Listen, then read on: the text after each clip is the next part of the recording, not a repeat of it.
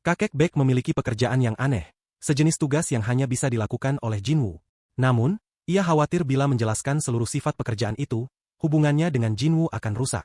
Penjelasan yang akhirnya ia berikan membuat Jinwoo terdiam dalam perenungan. Jinwoo memang memiliki kemampuan untuk memperoleh permata dari bagian manapun di dunia bawah. Namun pertanyaannya tetap menggantung. Mengapa ia meminta Jinwoo secara khusus untuk pergi ke lantai 7? Beck memohon agar Jinwoo membantunya kali ini saja, dan hanya meminta agar Jinwoo mengakui bahwa ia pernah dikirim ke lantai tersebut. Permintaan itu terdengar tidak masuk akal. Jika memang tidak ada yang harus diambil di lantai 7, bagaimana Beck bisa tahu bahwa Jinwoo benar-benar pernah sampai ke sana? Akhirnya, setelah menyadari bahwa ia tidak bisa menghindar lagi, Beck pun memberanikan diri menjelaskan semuanya dan bersiap menghadapi reaksi Jinwoo. Ia mengakui bahwa ada seorang klien yang menginginkan barang tertentu dari lantai 7. Ia sendiri enggan menjual benda itu, namun tetap menginginkan uang. Karena itu, yang ia butuhkan hanyalah agar Jinwoo pergi ke lantai 7, sehingga ia bisa mengatakan kepada kliennya bahwa ia sudah berusaha. Jika ia mengirim orang lain, mereka pasti akan tewas, sebab lantai ke-7 adalah tempat yang sangat berbahaya. Meski Beck menyukai uang, ia tidak akan pernah dengan sengaja mengirim seseorang menuju kematian. Jinwoo pun mulai memikirkan permintaan Beck secara mendalam. Situasi ini terasa sangat mirip dengan keadaan dirinya sendiri, dan ia pun mulai mengutarakan keprihatinannya. Beck lalu bertanya apakah Jinwoo pernah mendengar tentang werbeast. Jinwoo bertanya balik, apakah yang dimaksud adalah tikus bertanduk. Beck menjelaskan bahwa makhluk yang ia maksud bukanlah makhluk kecil yang bisa berbicara, melainkan makhluk sihir yang biasa ditemukan dalam dongeng manusia yang memiliki telinga dan ekor binatang. Ia lalu mengungkapkan bahwa kliennya secara spesifik ingin mendapatkan satu makhluk seperti itu. Namun secara pribadi, Beck tidak bisa membenarkan penangkapan dan perbudakan makhluk hidup. Betapapun menguntungkannya bisnis tersebut di kalangan para bangsawan kaya raya. Jinwoo mempertanyakan apakah manusia benar-benar melakukan hal serupa yang pernah menyebabkan terciptanya makhluk seperti bayi dungeon. Ia ingin tahu apa yang membedakan peristiwa saat ini dengan yang telah terjadi di masa lalu. Beck menyadari betapa seriusnya kekhawatiran Jinwoo dan segera menjelaskan niatnya. Ia menegaskan bahwa ia tidak meminta Jinwoo untuk menangkap siapapun, melainkan hanya membutuhkan bukti bahwa Jinwoo telah mencoba melaksanakan tugas tersebut, bukan keberhasilannya. Beck menyatakan bahwa ia akan menyediakan peralatan dan perlengkapan secara cuma-cuma. Ia hanya meminta Jinwoo pergi ke lantai 7 dan kembali dalam keadaan selamat. Tidak ada keharusan untuk menangkap siapapun. Ia bahkan siap memberikan imbalan yang sangat layak. Beck memahami bahwa lantai ke-7 bukan tempat yang bisa dianggap remeh. Namun alasan utamanya meminta bantuan Jinwoo adalah demi mencegah korban jiwa yang tidak perlu. Jinwoo menyampaikan bahwa jika tugasnya hanyalah pergi dan kembali, maka ia bersedia melaksanakannya. Ia juga mengucapkan terima kasih atas pertimbangannya. Masalah satu-satunya yang tersisa adalah bagaimana Beck akan menjelaskan kegagalannya kepada kliennya. Diperkirakan perjalanan menuju lantai 7 dan kembali ke permukaan akan memakan waktu sekitar 2 bulan. Jinwoo kemudian bertanya apakah Beck memiliki pengetahuan tentang labirin Float Dragon. Beck bertanya balik, apakah yang dimaksud adalah makhluk pengecut yang tinggal di lantai 9, yaitu Anaktus. Sementara itu, Dominic sangat membutuhkan bimbingan. Tanpa keberadaan tuannya di sisinya, ia merasa kehilangan arah dan tidak berguna. Ia pun membiasakan diri menunggu di dekat portal, berharap bisa melihat tuannya segera setelah ia kembali. Begitu Jinwoo mendekat ke arah portal, seolah ada tombol yang ditekan dalam dirinya. Semangatnya menyala kembali, dan ia langsung bersiap melayani segala keperluan sang raja. Selama Jinwoo pergi, tidak banyak hal penting yang terjadi. Semuanya berjalan lancar. Namun, Dominic tetap memiliki pembaruan terkait tempat tinggal baru mereka. Sebagian besar tikus bertanduk telah berhasil diintegrasikan ke dalam tenaga kerja dan tampak puas dengan lingkungan baru mereka. Sayangnya, ada kabar yang agak mengecewakan. Tingkat produktivitas mereka sekitar 40% lebih rendah dibanding para pekerja naga. Rikshasha menduga bahwa perbedaan ini disebabkan oleh sifat dasar kedua spesies yang berbeda, terutama karena tikus bertanduk belum terbiasa dengan jenis pekerjaan yang mereka lakukan di labirin ini. Jinwoo memutuskan untuk menyelidiki hal ini lebih lanjut, yakin bahwa ia akan mampu menemukan solusi yang tepat. Di sisi lain, proses pemurnian jantung macan darah hampir rampung. Bengkel senjata dan laboratorium penelitian sama-sama melaporkan bahwa pekerjaan tersebut kemungkinan besar akan selesai dalam 3 hari ke depan. 3 hari adalah waktu yang ideal bagi Jinwoo. Ia bisa beristirahat sejenak sebelum melanjutkan perjalanannya, setelah menerima perlengkapan barunya. Namun, Dominic merasa kecewa saat mendengar kabar kepergian Jinwoo yang sudah dekat. Ia memahami bahwa Jinwoo memiliki tanggung jawab di dunia atas, tetapi hal itu tetap membuatnya merasa tidak berdaya. Keinginannya yang paling dalam adalah bisa berada di dekat Jinwoo sebanyak mungkin. Namun kewajiban Jinwoo sebagai manusia seringkali menghalanginya. Kedekatan seperti itu justru membuat Jinwoo merasa canggung. Meski begitu, ia tetap menenangkan Dominic dengan menyampaikan bahwa semua hal yang ia miliki di dunia atas, seperti rumah, uang, dan koneksi, tidak memiliki makna sejati baginya. Baginya, Hanya keluarga yang benar-benar penting. Lahir dan dibesarkan di dunia bawah, Jinwoo menemukan ketenangan dan kenyamanan yang tidak bisa ia temukan di tempat lain. Labirin naga kini benar-benar telah menjadi rumahnya. Dominic berjuang keras menahan sisi pengagumnya karena ia tahu bahwa ia harus tetap menghormati peran Jinwoo. Sementara Jinwoo berada di dunia atas, ia menemukan informasi yang menurutnya cukup berharga, setidaknya menurut standar manusia. Ia menyampaikan kepada Dominic bahwa labirin naga terletak di lantai 9. Dominic tidak sepenuhnya memahami pentingnya informasi itu, jadi Jinwoo mencoba menjelaskannya dengan cara yang paling sederhana. Keuntungannya, karena berada di lantai 9, kemungkinan manusia menemukan mereka menjadi sangat kecil. Manusia biasanya melacak labirin berdasarkan penomoran lantai, dengan lantai tertinggi dianggap sebagai lantai 1, sedangkan mereka berada jauh di bawah, tepatnya di lantai 9. Namun, ada sisi buruknya. Jika makhluk buas dari abis tiba-tiba mengamuk, maka labirin naga akan menjadi yang paling menderita dibandingkan lokasi lain. Jinwoo menyarankan agar mereka melanjutkan pembicaraan sambil berjalan, karena ia belum melihat langsung peningkatan yang dilakukan di dalam labirin. Menariknya, manusia menyebut Raja Float Dragon dengan julukan, pengecut. Ternyata, rumor itu tidak sepenuhnya salah, karena selama perang, raja itu memang terus menghindari kontak dengan manusia. Hal ini terbukti ketika diketahui bahwa ledakan C4 hampir tidak memberikan dampak apapun padanya. Anehnya, justru karena rumor itu, mereka selamat. Bisa dikatakan bahwa rumor tersebut telah menyelamatkan mereka. 3 hari kemudian, para pekerja naga telah menyiapkan jantung macan darah untuk diperiksa oleh raja mereka. Jantung yang berada di sisi kiri telah dinilai oleh laboratorium, sementara yang di sisi kanan telah melalui proses pemurnian di bengkel senjata. Jinwoo berterima kasih kepada kedua kelompok pekerja atas usaha mereka dan mengambil jantung yang berasal dari laboratorium. Sistem mengidentifikasi benda itu sebagai jantung macan darah supergrade daun gem yang berasal dari macan darah, predator puncak yang kejam dari dunia bawah. Jantung tersebut mengandung esensi dari kemampuan bersembunyi yang telah diasah selama bertahun-tahun berburu. Namun, Jinwoo merasa bingung karena sistem tidak memberikan petunjuk apapun tentang cara memperoleh kemampuan yang tersimpan dalam permata itu. Tak lama kemudian, parasit di tubuh Jinwoo mengirim permintaan untuk memakan permata tersebut. Ia mengingat bahwa terakhir kali ia mengizinkan parasit memakan benda serupa, ia memperoleh kemampuan baru. Maka, ia segera memahami maksud dari permintaan kali ini. Dominic sendiri sudah menduga hal ini akan terjadi. Parasit milik Jinwoo memang membutuhkan permata daun gem untuk tumbuh. Hal itu juga menjelaskan mengapa parasitnya mampu merasakan keberadaan permata seperti itu dengan mudah. Meski demikian, Jinwoo sedikit kecewa saat mendengar hal tersebut karena permata daun gem terlalu berharga untuk dijadikan makanan parasit. Namun, Dominic tahu bahwa mereka sebenarnya sangat beruntung. Jinwoo bisa saja mendapatkan parasit yang membutuhkan darah inangnya untuk berkembang, atau yang menyedot vitalitasnya sampai ia lemah tak berdaya. Jinwoo menatap Dominic dengan tatapan kaget. Ternyata semua informasi itu disimpannya sendiri ketika ia mendorong Jinwoo untuk membentuk ikatan dengan parasit itu. Namun, Jinwoo tidak bisa menyimpan dendam padanya, karena pada akhirnya Dominic benar. Jika bukan karena parasit tersebut, labirin naga kemungkinan besar sudah hancur. Saat Jinwoo mengucapkan kata, disetujui, parasit di tangannya langsung bereaksi. Tangannya berubah bentuk, lalu parasit tersebut melahap permata daun gem raksasa tanpa ragu. Sistem segera mengumumkan bahwa parasit telah memperoleh kemampuan baru, kamuflase. Dengan kemampuan ini, tidak ada yang bisa melihat keberadaan parasit tanpa keterampilan deteksi khusus. Parasit pun lenyap begitu saja, membuat Jinwoo tampak seperti sosok manusia tak kasat mata yang benar-benar nyata. Tak lama kemudian, sistem juga memberitahukan bahwa parasit telah mencapai batas pertumbuhannya. Untuk melampaui batas itu, parasit akan menjalani fase transformasi dan tertidur selama 1 minggu. Begitu parasit tertidur, tangan Jinwoo langsung kembali ke wujud normal. Jinwoo lalu mengambil item berikutnya yang telah diproses di bengkel senjata. Jantung macan darah, sebuah daun gem supergrade yang telah dimurnikan, berasal dari macan darah, predator puncak kejam dari dunia bawah. Permata ini memungkinkan penggunanya untuk menambahkan kemampuan khusus ke dalam peralatan, jika digunakan saat menempa perlengkapan tersebut. Sayangnya, mereka harus menunda pemakaiannya karena Jinwoo selalu saja menghancurkan setiap senjata yang ia gunakan. Menyadari betapa kecewanya pekerjanya, Jinwoo menenangkan mereka dengan mengatakan bahwa ia akan mencari senjata yang benar-benar cocok untuk permata itu. Setelah urusan dengan permata selesai, Jinwoo pun bersiap untuk menjalankan tugas berikutnya, yang diperkirakan akan memakan waktu sekitar 2 minggu. Ia berjanji akan segera kembali karena tak sabar menantikan hasil sinkronisasi inti naga. Dominic sempat merasa khawatir terhadap keselamatan Jinwoo, terutama karena parasit sedang tertidur dan itu membuatnya lebih rentan. Namun, Jinwoo bukanlah orang yang kuat hanya karena keberadaan parasit. Jangan salah paham, meskipun parasit telah banyak membantunya, Jinwoo tetaplah sosok yang berbahaya meski tanpanya.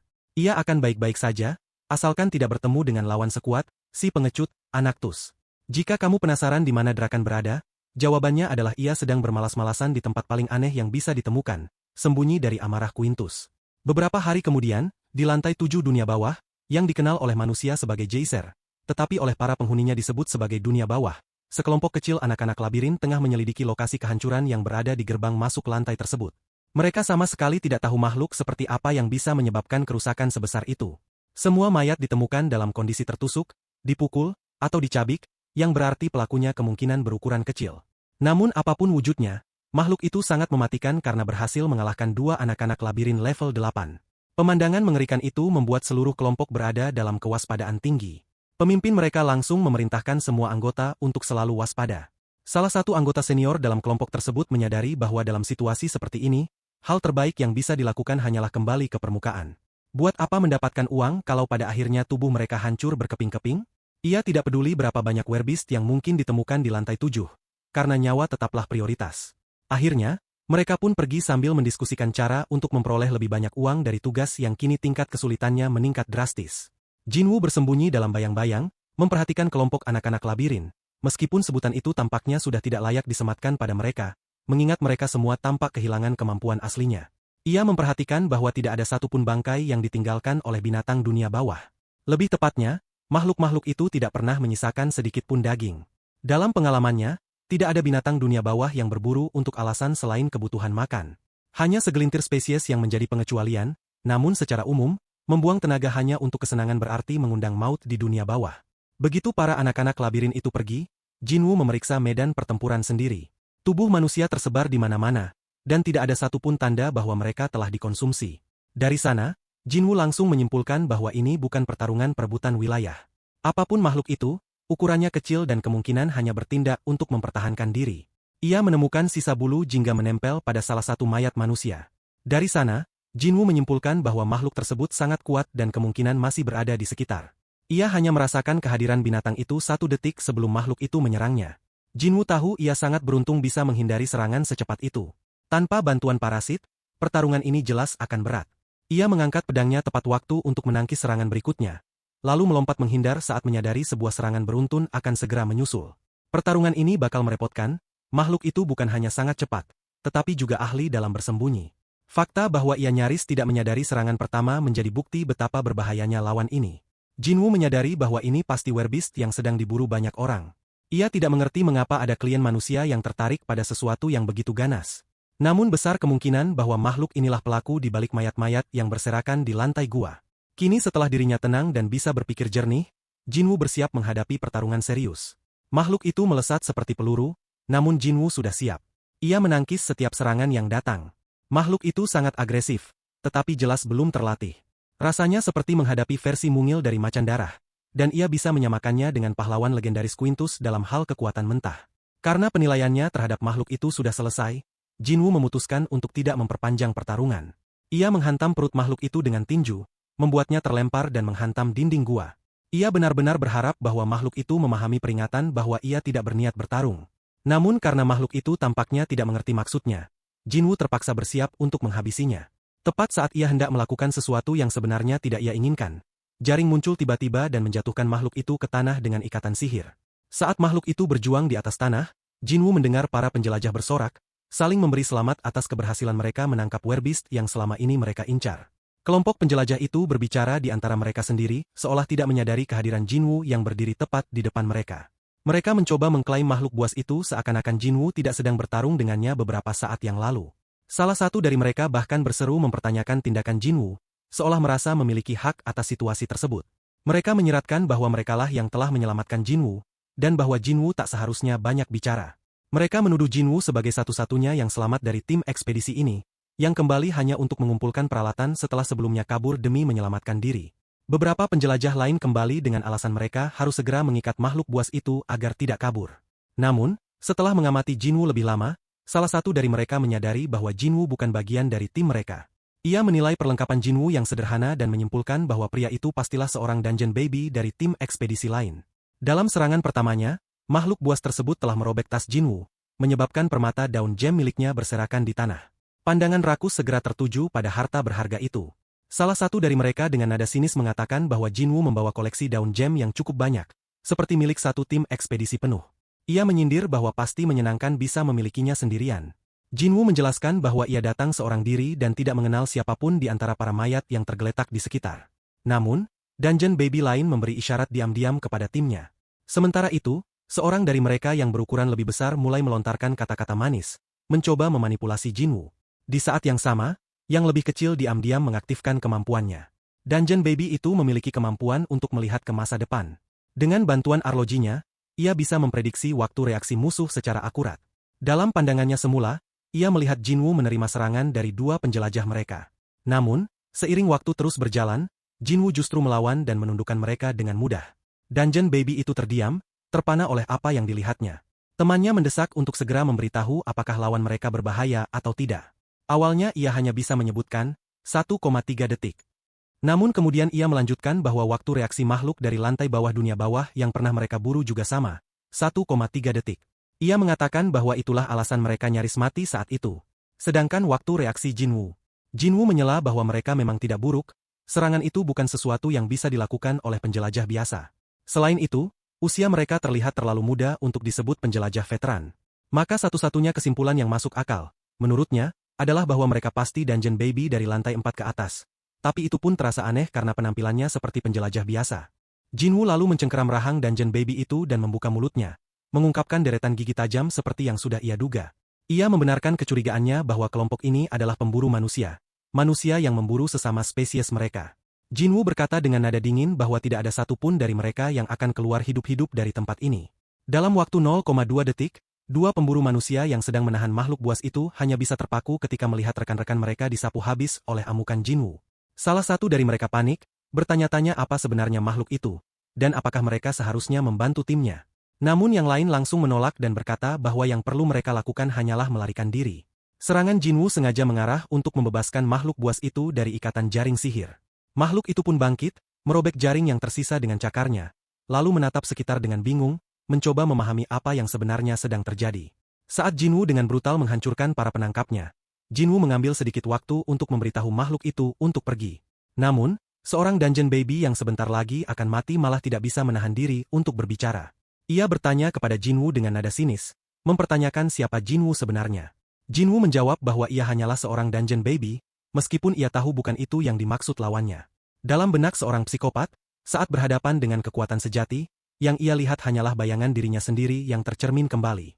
Dungeon Baby itu menuduh Jinwoo sebagai pelaku pembantaian yang menyebabkan seluruh anggota tim ekspedisinya tewas.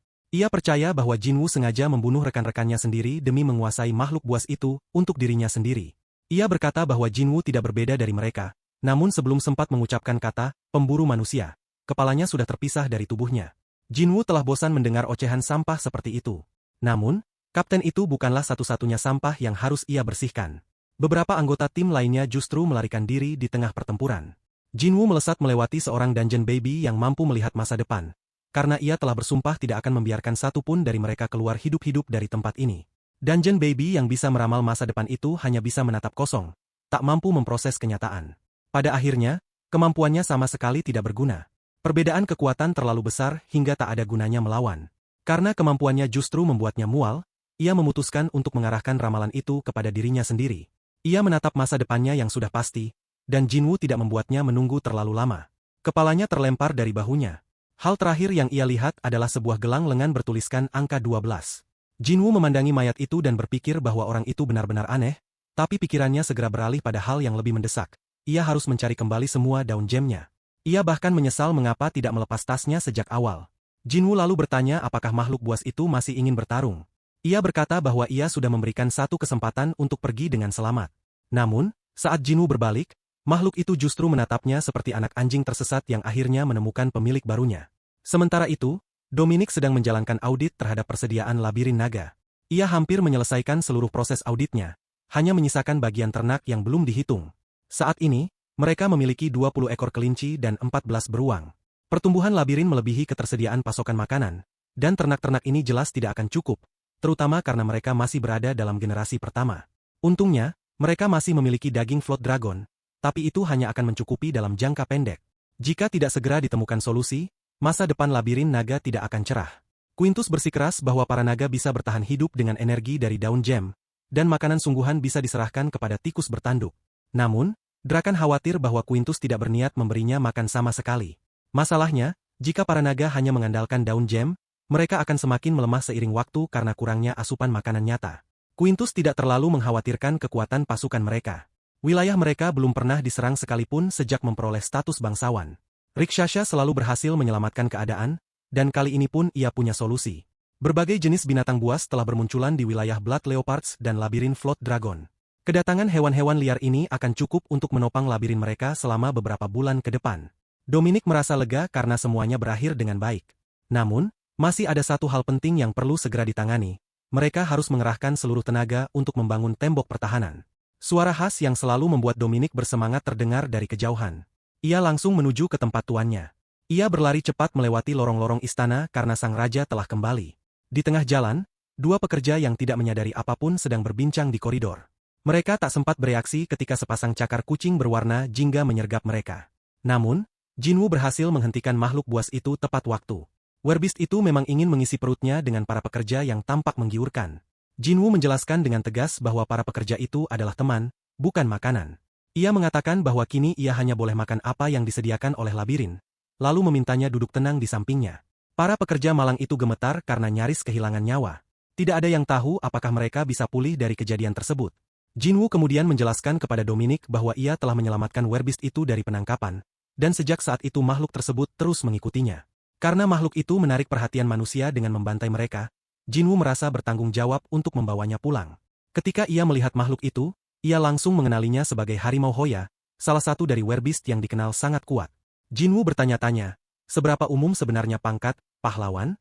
Dominic menjelaskan bahwa semua Werbeast lahir dengan pangkat pahlawan. Mereka dibesarkan oleh kaum bangsawan dunia bawah, dan biasanya tidak pernah meninggalkan wilayah tuannya. Karena itu, tidak masuk akal jika seekor Werbeast ditemukan di lantai 7. Namun, ternyata Hoya bukan satu-satunya Werbeast yang naik ke lantai atas. Mereka kini menjadi barang dagangan yang populer di kalangan manusia kaya. Dominic mengakui bahwa ia sama sekali tidak tahu apa yang sedang terjadi di dunia bawah. Ia memperkirakan bahwa dari perilakunya, Hoya tampaknya belum pernah mengabdi pada seorang bangsawan. Seekor Werbeast harimau liar sungguh sulit dipercaya. Setelah kemunculan monyet serigala, laba-laba neraka, dan sekarang Werbeast, Jinwoo bertanya-tanya apa sebenarnya yang tengah terjadi di dunia bawah. Namun bagaimanapun juga, ia menyatakan bahwa kini Hoya adalah bagian dari mereka, sehingga semua orang harus menjaganya baik-baik. Werbeast harimau adalah yang terkuat di antara semua Werbeast, dan kehadirannya hanya akan menambah kejayaan labirin naga. Di sela pembicaraan, Dominic menyampaikan bahwa sinkronisasi inti naga telah selesai. Jinwoo, yang sedang terburu-buru, memutuskan bahwa urusan perawatan labirin bisa menunggu sampai ia kembali. Walau ia sangat ingin tahu apa yang ia peroleh dari hilangnya 2.900 energi, kali ini ia hanya mampir sebentar untuk mengantarkan Hoya. Ia mengelus kepala harimau itu dan berpesan agar ia bersikap baik serta mendengarkan perintah Dominic. Jika ia nekat memakan teman barunya, maka mereka terpaksa akan memakan dirinya. Jinwoo memiliki banyak urusan yang harus diselesaikan di permukaan. Pertama, ia menemui Beksi pedagang batu permata tua untuk mengambil pembayaran. Setelah itu, ia mengunjungi kedua orang tuanya. Karena sudah cukup lama sejak terakhir kali ia menjenguk mereka, ia pun tidak tahu berapa lama lagi ia akan terjebak di bawah tanah. Saat bertemu, ia menyapa mereka dengan hangat dan menanyakan kabar.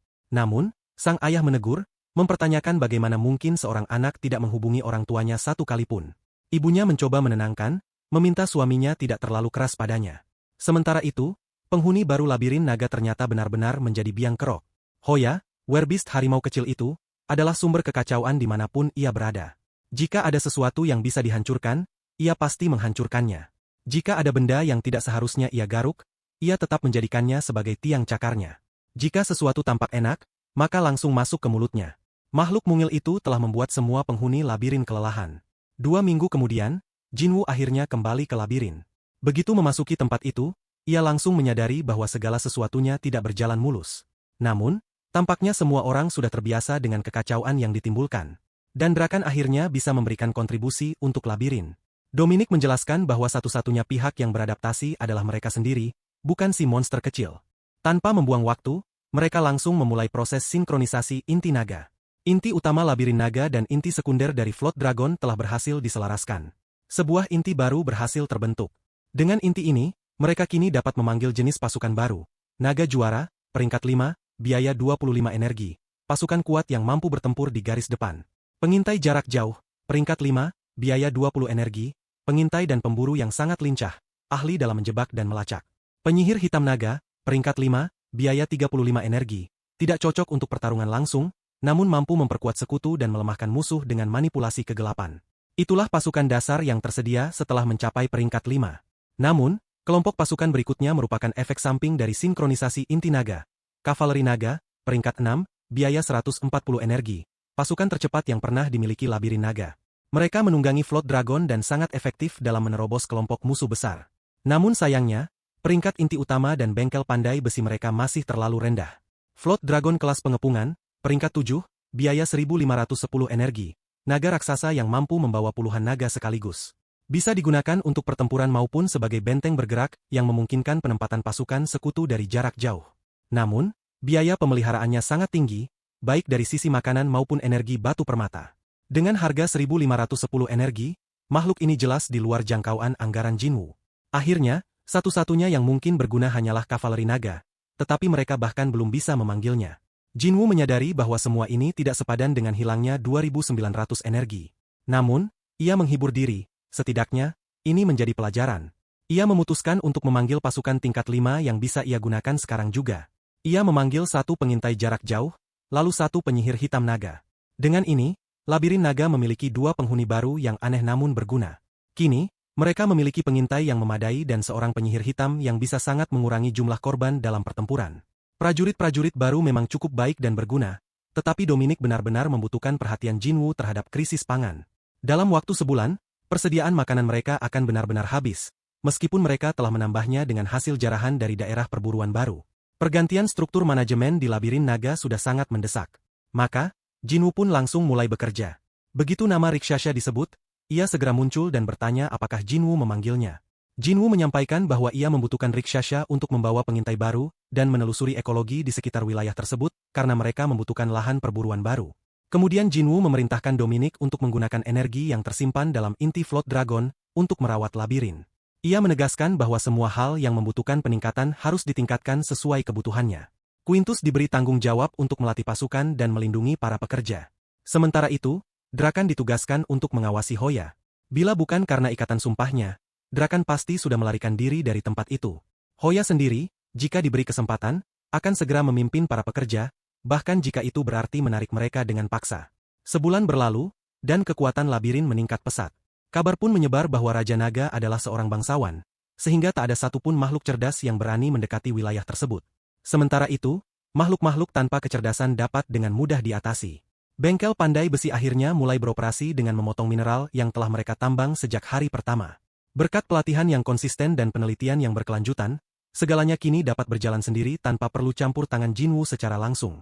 Struktur komando labirin cukup sederhana. Jinwu adalah pemilik labirin, sedangkan Dominic bertindak sebagai sekretaris manajemen dan bertanggung jawab langsung atas para pekerja. Quintus menjabat sebagai komandan, dan Drakan sebagai asisten komandan. Mereka bertanggung jawab atas keseluruhan pasukan serta keamanan labirin naga. Rikshasha diangkat menjadi kapten pengintai yang mengurus semua informasi dari luar.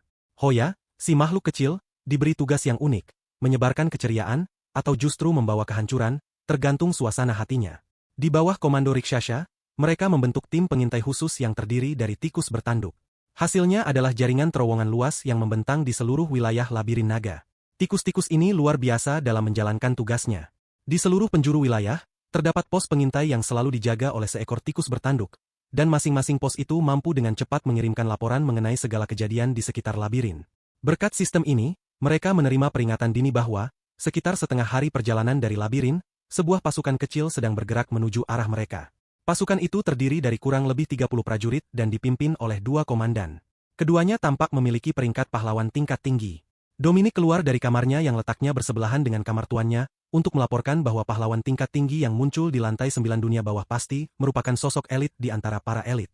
Meskipun pasukan yang datang tergolong kecil, Rikshasha benar-benar ingin meminimalkan kerusakan yang mungkin mereka timbulkan. Oleh karena itu, ia menyarankan pasukannya untuk fokus bertahan, bukan menyerang. Pertahanan saja sudah cukup untuk menghadapi ancaman kecil semacam itu. Sebagai Raja Labirin Naga, Jinwu merasa paling tepat jika dirinya sendiri yang memimpin langsung. Seluruh struktur komando menunggu dengan tenang di gerbang utara Labirin Naga, menanti kedatangan pasukan tersebut. Sekumpulan prajurit berzirah melintasi jembatan, debu mengepul di belakang mereka sementara bendera kehormatan mereka berkibar tinggi. Tak butuh waktu lama sebelum mereka berdiri tepat di hadapan para pemimpin labirin naga. Pasukan itu merupakan utusan dari Malaksus, Raja Palu dan Landasan. Komandan mereka tampak mengintimidasi, yang satu bermuka garang bernama Mlok, dan yang bertubuh besar disebut Blok. Mereka datang untuk meminta audiensi dengan Raja Labirin Naga, dan menampakkan kesombongan yang luar biasa, seolah seorang manusia tak pantas menghalangi langkah mereka. Mlok kemudian maju dan dengan nada mengancam mengatakan bahwa jika Jinwu ingin tetap hidup, sebaiknya ia menyingkir. Jinwu tidak terlalu tersinggung oleh sikap seperti itu. Ini bukan pertama kalinya, dan tentu bukan pula yang terakhir. Ia pun menyadari bahwa ia harus membiasakan diri menghadapi hal-hal semacam ini. Namun, tak butuh waktu lama bagi pasukan kecil itu untuk menyadari kesalahan besar mereka. Seluruh kepala mereka pun akhirnya menyentuh tanah sebagai bentuk permohonan maaf.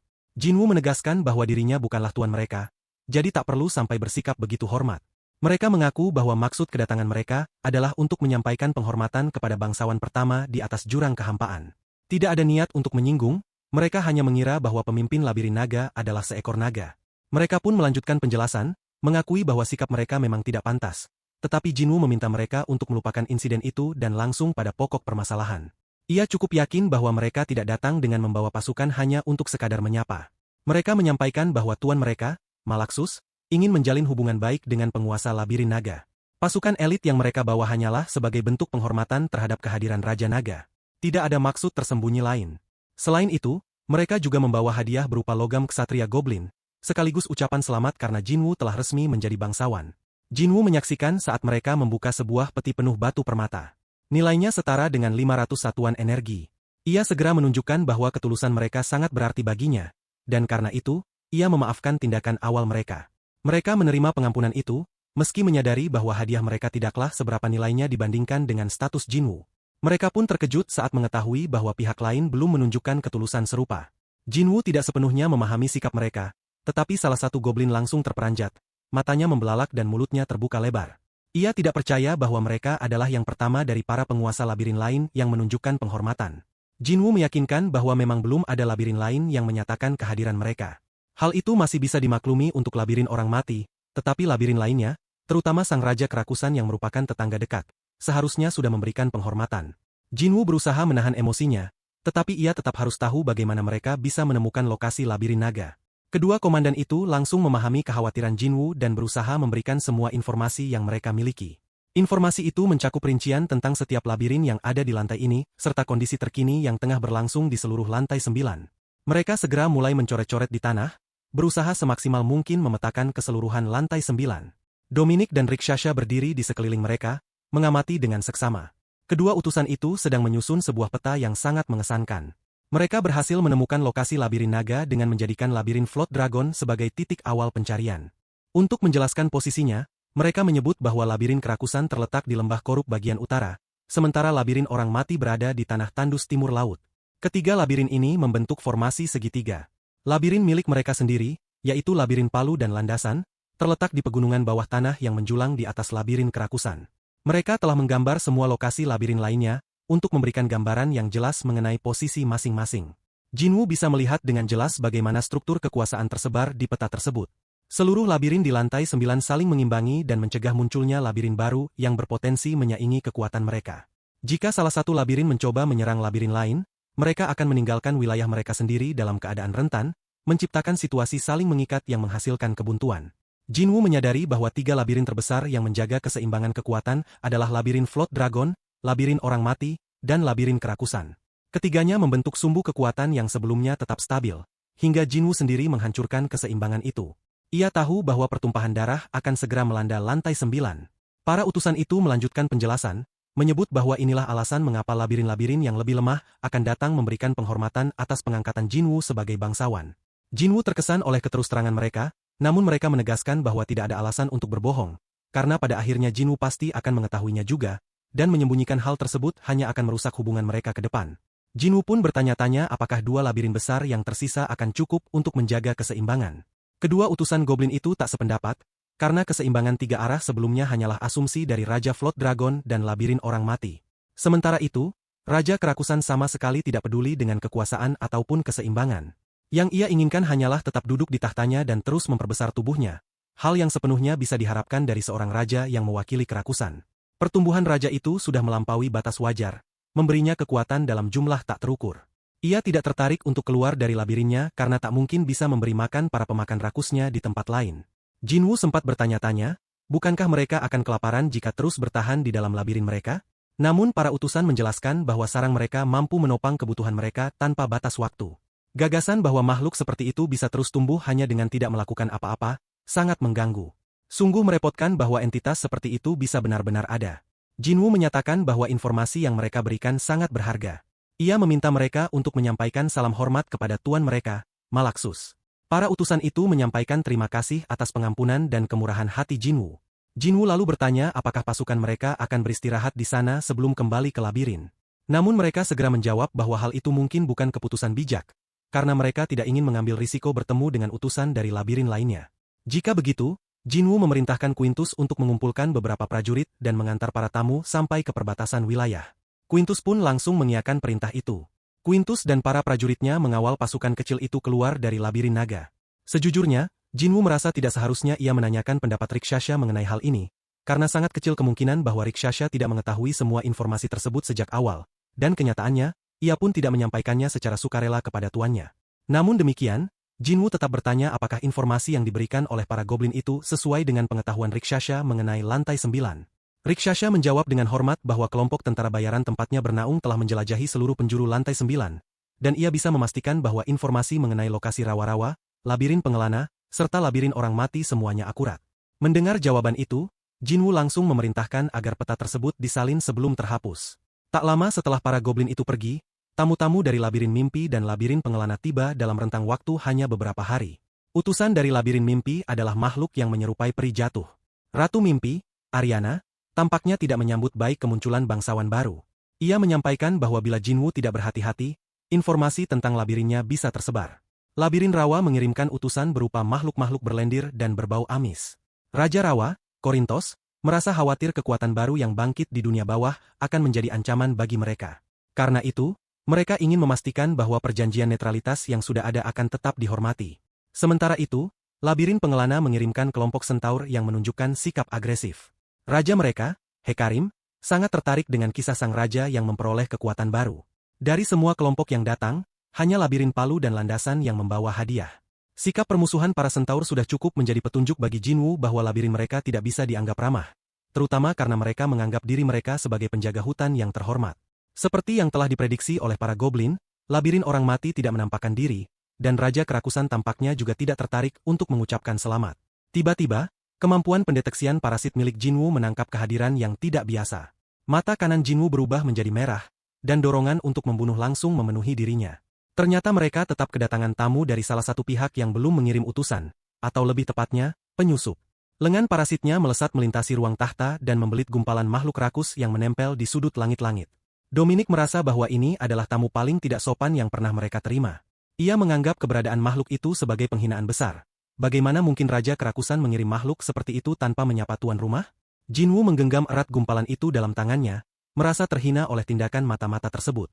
Apakah Raja Kerakusan sedang mencari-cari alasan untuk memulai perang? Dominic lalu menjelaskan secara telepati bahwa makhluk rakus itu tidak memiliki kecerdasan sendiri. Raja Kerakusan bisa melihat dan mendengar melalui semua tubuhnya yang tersebar. Jinwoo pun menyadari bahwa tindakannya barusan mungkin telah menyalakan api peperangan.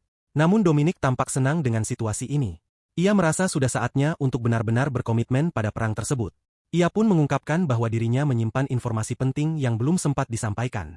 Labirin mereka, menurutnya, memiliki keunggulan yang jelas atas makhluk-makhluk rakus itu. Kelemahan utama para Glutons adalah es. Dengan keputusan bulat, Jinwoo memilih jalur kekerasan. Ia memutuskan bahwa perang tidak bisa dihindari. Ia menyampaikan pesannya langsung kepada Raja Kerakusan melalui lendir yang berfungsi sebagai perantaranya. Ia menyatakan bahwa mereka mengetahui dengan pasti lokasi Raja Kerakusan dan kelemahannya. Tentara naga akan berangkat tepat 1 minggu dari hari itu. Mereka akan berbaris menuju gerbang labirin Kerakusan dan membekukan seluruh wilayahnya. Raja Kerakusan tak mengerti apa yang membuat bangsawan baru itu menjadi begitu gila hingga mendeklarasikan perang. Jika ia ingin meminta maaf, maka ia hanya punya waktu 1 minggu untuk datang langsung ke hadapan Jinwoo dan melakukannya secara pribadi. Raja Kerakusan terdiam tanpa bisa berkata apa-apa. Bangsawan baru ini berniat memaksanya meninggalkan segala hal yang selama ini ia lindungi. Sementara itu, para tikus bertanduk, pengikut setia Kim, tumbuh subur di bawah kepemimpinannya. Mereka berkembang pesat, baik secara fisik maupun dalam kepribadian. 1 minggu pun berlalu. Waktu untuk perang semakin mendekat. Jinwoo menunggu dengan sabar di atas singgasananya, memberi Raja Kerakusan waktu yang telah dijanjikan sebelum memulai penyerangan. Dominic tiba dengan ekspresi aneh di wajahnya. Ia mengonfirmasi bahwa penguasa labirin kerakusan telah tiba. Jinwoo bangkit dari singgasananya dan meminta Dominic untuk mundur. Bila Raja Kerakusan benar-benar datang untuk meminta maaf, mengapa ia berani memasuki wilayah labirin naga tanpa izin? Jinwoo yakin bahwa makhluk itu datang untuk mati. Dominic bahkan tidak menyadari bahwa mereka sedang diinvasi. Kemungkinan besar, Raja Kerakusan memang berniat menyerang secara tiba-tiba untuk menghancurkan dan mengambil sesuatu dari labirin mereka. Namun Jinwoo sudah mempersiapkan segala sesuatunya. Ia memanggil para penyihirnya. Boneka es mereka segera muncul dan bersiap untuk bertempur. Jinwoo sendiri tak suka menghakimi makhluk lain, tetapi ia tahu bahwa makhluk satu ini tidak memiliki harga diri sedikitpun. Perangkap telah dipasang sepenuhnya. Raja Kerakusan telah dikepung sejak ia pertama kali memasuki lorong. Rencananya adalah membekukan seluruh lorong itu, hingga menjadi bongkahan es. Jinwoo mengamati makhluk itu dan merasa heran. Bahkan di saat terakhir, Raja Kerakusan tidak menunjukkan niat untuk berbicara. Namun, perilaku Raja Kerakusan jauh dari yang Jinwoo duga. Ia sama sekali tidak terlihat gentar terhadap ancaman es.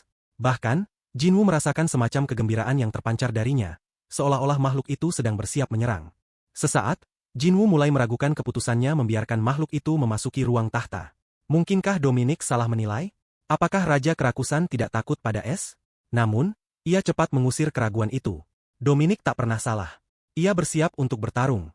Ia memerintahkan para penyihir untuk memperkuat senjata mereka, sembari mengaktifkan kekuatan parasitnya untuk mengeraskan tubuh. Baginya, meskipun lawannya berjuta-juta, mereka hanyalah kumpulan lendir. Mereka seharusnya menunjukkan rasa hormat, seperti yang dilakukan pihak-pihak lain. Jinwoo siap membekukan mereka sampai ke inti. Namun saat itu, Raja Kerakusan akhirnya bergerak. Ia melesat keluar dari lorong, membuat Jinwoo segera memberi perintah untuk menyerang tanpa ampun. Tapi pemandangan yang muncul di hadapan mereka sungguh mengejutkan. Raja Kerakusan mengubah wujudnya menjadi bentuk humanoid. Ketika ia mendarat di tanah, kakinya menimbulkan suara basah, lalu ia segera bersujud dengan menempelkan dahinya ke lantai. Ia menyampaikan permintaan maaf. Tekanan dari gerakan membungkuknya begitu kuat, hingga mampu memantulkan semua serangan es yang diarahkan kepadanya. Jinwoo memandang dengan percampuran keterkejutan dan rasa ingin tahu. Sebelumnya, saat Raja Kerakusan dibimbing oleh pelayan naga menuju ruang tahta labirin naga, makhluk itu memperkenalkan dirinya dengan sangat sopan sebagai Uther dan segera menjelaskan bahwa tujuan kedatangannya adalah untuk menyampaikan permintaan maaf atas sikap kasarnya. Namun, para penyihir segera melancarkan sihir es untuk memperingatkannya. Uther benar-benar percaya bahwa ia sedang dipandu oleh pelayan naga, namun ia segera menyadari bahwa itu adalah kesalahan besar dan memutuskan untuk pergi, sambil terus-menerus meminta maaf. Ketika ia sadar bahwa jalan keluar telah diblokir, keterkejutannya tampak jelas. Ia pun kembali ke ruang tahta untuk menginformasikan bahwa ia tidak bisa pergi karena jalan keluar tertutup. Namun, Raja Naga malah mengancam akan membekukannya beserta seluruh lorong. Uther terus memohon, menjelaskan bahwa ia hanya datang untuk meminta maaf dan tidak berniat bertarung. Ia memohon agar mereka mendengarkan penjelasannya. Namun, penampilan Raja Naga benar-benar mengintimidasi. Cakar tajamnya tampak siap mengoyak tubuh slime itu kapan saja. Uther menyadari sesuatu begitu Raja Naga menyebut dirinya bisu. Ternyata, setelah terisolasi begitu lama dari dunia luar, ia bahkan lupa bahwa berbicara membutuhkan pita suara. Itulah yang sebenarnya terjadi. Uther bersumpah bahwa ia tidak pernah berniat menunjukkan rasa tidak hormat. Ia benar-benar hancur secara batin karena menyadari bahwa apapun yang ia lakukan selalu dianggap kasar, walau ia sudah berusaha sebaik mungkin. Jinwoo dan Dominic memperhatikannya ketika makhluk kecil itu membuka dirinya secara jujur di hadapan mereka. Uther mulai panik. Ia bertanya-tanya apakah ia juga telah lupa bagaimana cara berbicara. Namun, ia yakin itu tidak mungkin, karena ia rutin memata-matai labirin lain. Ia kemudian mendapat ide, tak mungkin ia bisa melupakan bahasa ibunya. Maka ia pun berbicara dengan bahasa itu. Jinwoo spontan menepuk wajahnya dan menyuruh Uther untuk berbicara dalam bahasa yang bisa mereka pahami. Sebenarnya, situasi itu hanya sedikit mengejutkan saja. Jinwoo tidak yakin bahwa makhluk sekecil itu benar-benar Raja Kerakusan, Uther sendiri. Uther pun kembali memperkenalkan diri secara formal. Ia menyatakan bahwa dirinya adalah Uther, pemilik labirin kerakusan dan pemimpin para makhluk rakus di lembah terkutuk. Ia mengucapkan selamat atas penunjukan Jinwoo sebagai seorang baron. Karena belum pernah bertemu langsung dengan seorang baron sebelumnya, Uther merasa bingung saat melihat para goblin datang membawa hadiah. Ia sama sekali tidak tahu apa yang sebaiknya ia berikan kepada Raja Naga. Uther belum pernah memberikan hadiah kepada siapapun. Ia bahkan belum pernah berbicara dengan siapapun sejak ia menguasai labirinnya. Maka dari itu, Ia mengutus salah satu gluton miliknya untuk mengamati Jinwoo secara diam-diam demi mengetahui hadiah yang cocok. Ia tidak bermaksud menyuruh gluton itu masuk ke ruang tahta. Ia bahkan tidak menyadari bahwa makhluk itu bisa terdeteksi. Seandainya tahu, ia pasti akan memerintahkannya untuk mengikuti Jinwoo kemanapun.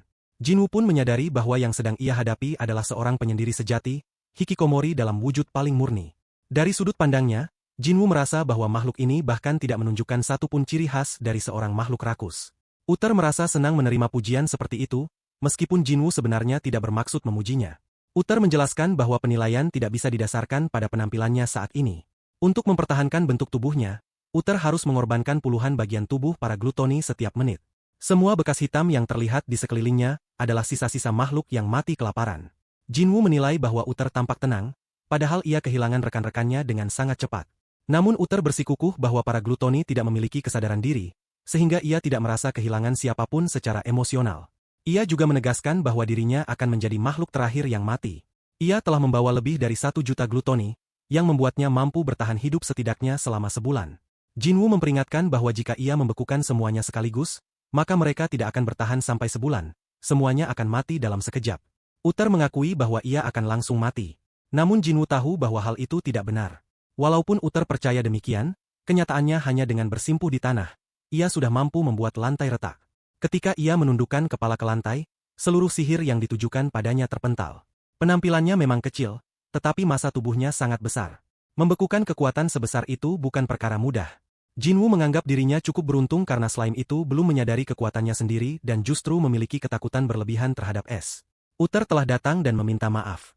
Kini waktunya untuk kembali ke tempat asalnya. Namun Jinwoo tidak akan menerima permintaan maaf, hanya karena Uther bersedia datang ke labirin naga. Uther bersikeras bahwa ia memang disuruh datang ke labirin naga jika ingin meminta maaf. Jinwoo membenarkan hal itu, tetapi menambahkan bahwa ia tidak pernah mengatakan bahwa ia akan memaafkan Uther. Ia menenangkan slime itu agar tidak terlalu kecewa, lalu menjelaskan bahwa masih ada jalan untuk memperoleh pengampunan. Dengan hak istimewa yang ia miliki sebagai seorang bangsawan dunia bawah, Jinwoo mengajukan tawaran agar Uther menjadi pelayannya, sebagai kesatria pertamanya. Jika Uther menerima, maka Jinwoo pasti akan memaafkannya. Uther mulai panik. Ia tidak bisa membayangkan bagaimana mungkin dirinya bisa menerima peran sebagai kesatria seorang bangsawan. Mereka bahkan baru saja bertemu, dan Jinwoo sama sekali belum mengenalnya. Namun Jinwoo menegaskan bahwa karena Uther adalah penguasa sebuah labirin, maka kemampuan tempurnya tidak diragukan. Ikatan mereka nantinya akan terjalin dalam bentuk kontrak yang tidak bisa dilanggar. Jadi ia tidak punya alasan untuk meragukan niat Uther. Melalui perjanjian ini, Jinwoo akan mendapatkan seorang pelayan yang setia, dan Uther tidak perlu lagi takut pada es, musuh alamiahnya. Lebih dari itu, Uther akan menjadi kesatria pertama dari seorang bangsawan. Jinwoo mengajak Uther membayangkan betapa gagahnya ia akan terlihat dalam peran tersebut. Kesatria pertama dari seorang bangsawan, itulah tawaran Jinwoo. Seorang hikikomori sejati yang tidak menyangka akan mendapat posisi terhormat. Jinwoo pun tidak membuang waktu dan langsung memulai ritual kontrak. Aku, Baron Kim Jinwoo, menetapkan Uther, penguasa labirin kerakusan, sebagai kesatria pertamaku. Aku memintamu untuk menandatangani di sini, dan di sini, jika kamu setuju. Setelah memeriksa kembali syarat-syaratnya, Jinwoo menyatakan bahwa semuanya sudah sesuai. Ia kemudian menegaskan bahwa sebagai Baron Kim Jinwoo, ia tidak memiliki kewajiban untuk melindungi Uther, kesatria kehormatannya yang pertama. Namun, Uther, penguasa labirin kerakusan, akan memiliki kewajiban untuk melindungi Jinwoo dan labirinnya dengan nyawanya, serta mematuhi semua perintah Jinwoo tanpa pengecualian. Selain itu, Uther juga diwajibkan menyerahkan setengah dari seluruh pendapatan dan permata labirinnya sebagai persembahan kepada Kim Jinwoo. Ia juga harus membuka semua ruang penyimpanan dan ruang harta karun yang ada di labirin kerakusan untuk diakses oleh Kim Jinwoo. Jika Uther memiliki peralatan atau permata berkualitas yang sesuai untuk Kim Jinwoo, ia wajib segera memberikannya. Lebih jauh lagi, jika Kim Jinwoo menginginkan salah satu barang miliknya, maka Uther harus menyerahkannya tanpa perlawanan. Uther benar-benar berada di ambang kematian. Sisa lendir menetes di sudut mulutnya, dan tubuhnya mulai memancarkan warna hijau pucat, bukan karena ia seorang slime, tetapi akibat tekanan yang sangat berat. Sementara itu, Dewan Pedagang Hitam Meja Bundar tengah bersiap menyelenggarakan acara tahunan mereka. Lelang besar pedagang hitam, ajang puncak yang sangat prestisius bagi para pedagang tersebut. Tidak seorang pun dari mereka boleh membuat kesalahan dalam acara penting ini. Semua undangan telah dikirim, namun tampaknya para pedagang dari lantai pertama, kedua, dan ketiga tidak dapat hadir. Hal itu memang sudah diperkirakan, karena wilayah tersebut kini pada dasarnya telah dikuasai oleh manusia. Namun, lantai keempat tetap dapat berpartisipasi, meskipun tekanan dari manusia juga semakin mendekat. Ketika ditanya apakah ada peserta dari lantai 4 yang tertarik mengikuti lelang, salah satu perwakilan memastikan bahwa ada. Ia menyebutkan seorang pemula yang menunjukkan minat untuk ikut serta. Hal itu cukup mengejutkan. Biasanya, penguasa labirin baru memang tertarik dengan acara lelang ini. Namun yang dimaksud dengan pemula, kali ini ternyata adalah seorang manusia. Dengan kata lain, labirin itu kembali menerima manusia sebagai penguasanya.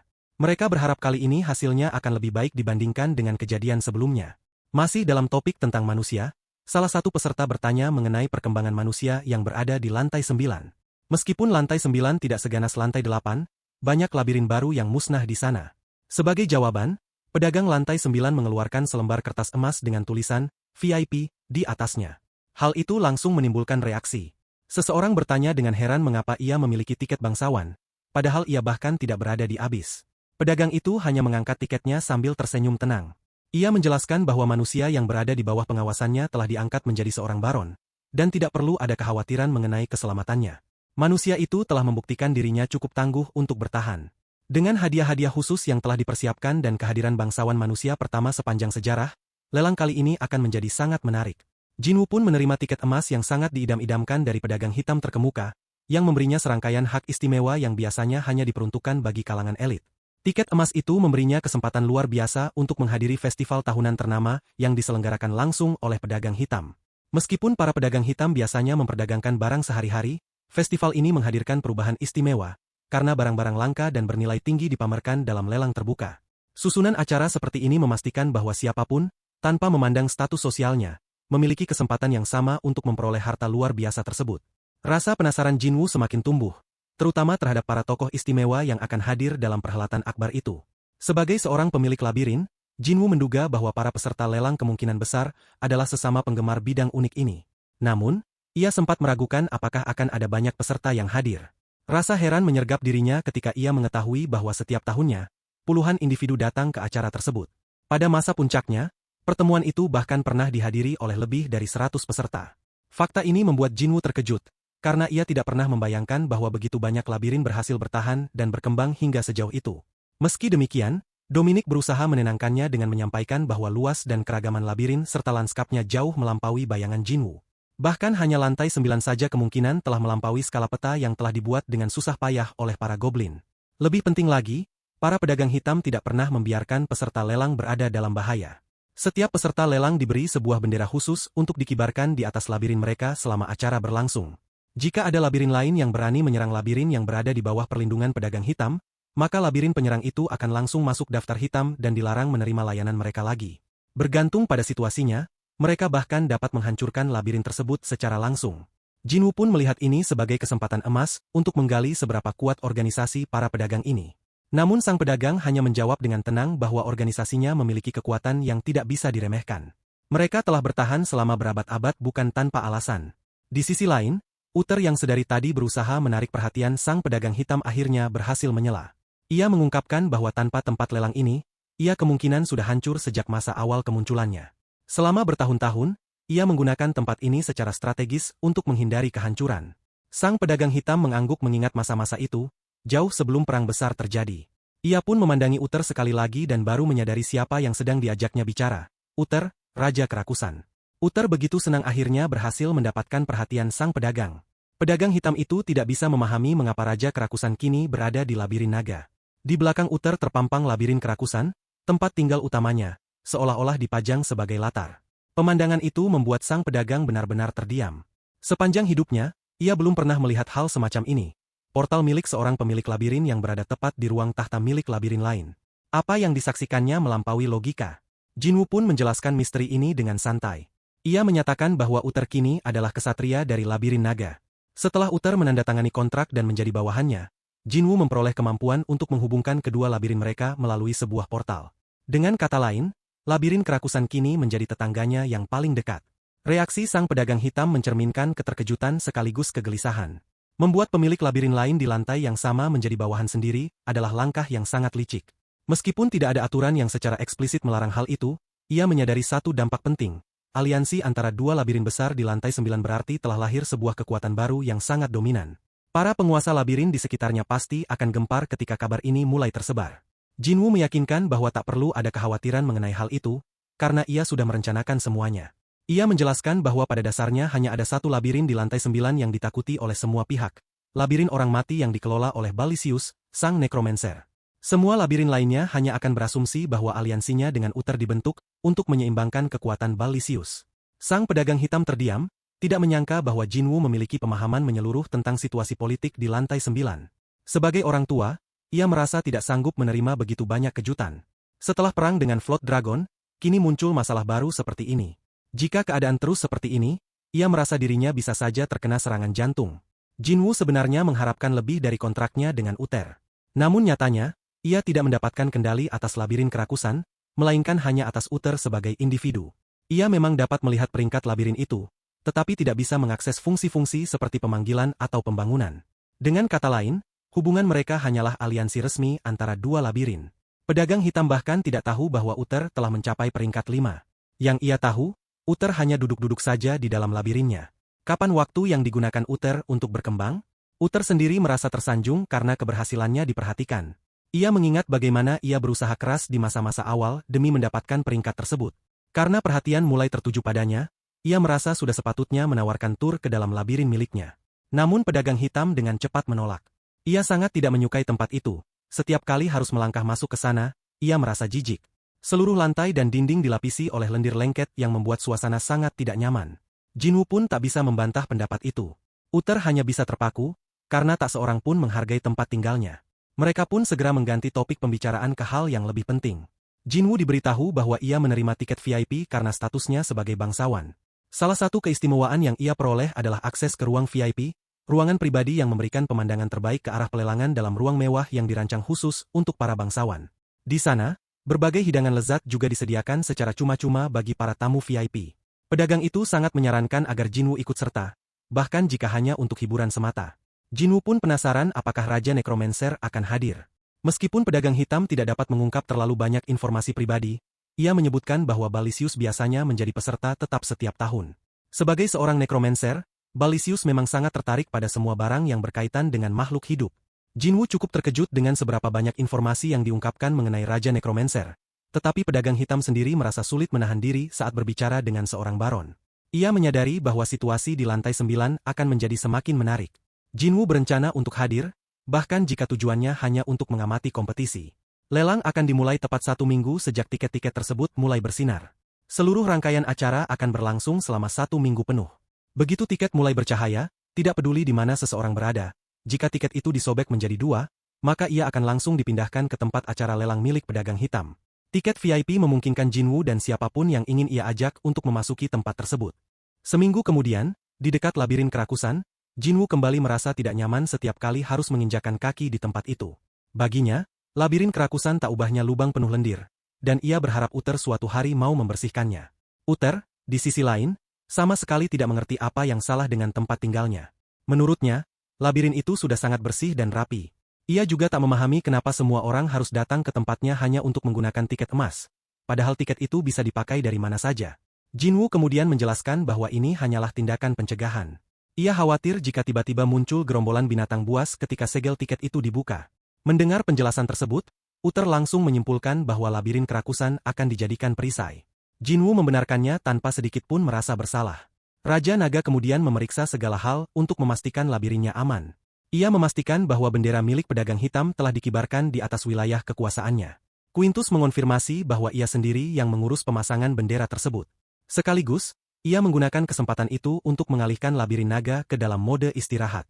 Semua penghuni labirin diberi waktu rehat, kecuali segelintir yang dibutuhkan untuk menjaga operasional minimum.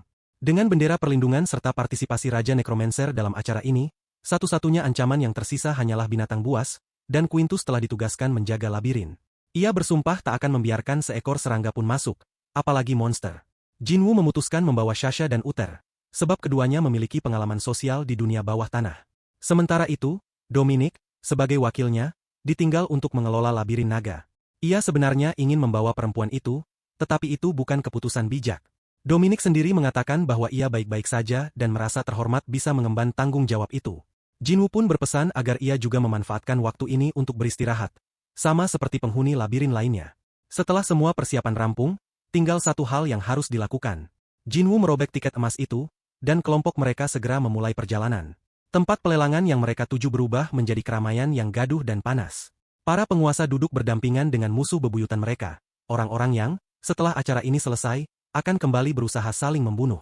Acara ini menjadi momen sempurna untuk saling adu pandang dan menyenggol bahu dalam suasana yang aman. Bahasa yang digunakan pun tajam dan penuh emosi. Makian beterbangan ke segala arah, tuduhan dilontarkan, dan ancaman diumbar. Beberapa mencoba menjaga sikap, namun sebagian besar tidak mau berpura-pura. Seandainya tidak ada peraturan dari pedagang hitam, kekacauan pasti sudah pecah sejak tadi. Jinwu menyaksikan pemandangan itu dengan penuh ketertarikan. Pendampingnya menjelaskan bahwa pedagang hitam tidak sengaja menempatkan musuh bebuyutan berdampingan.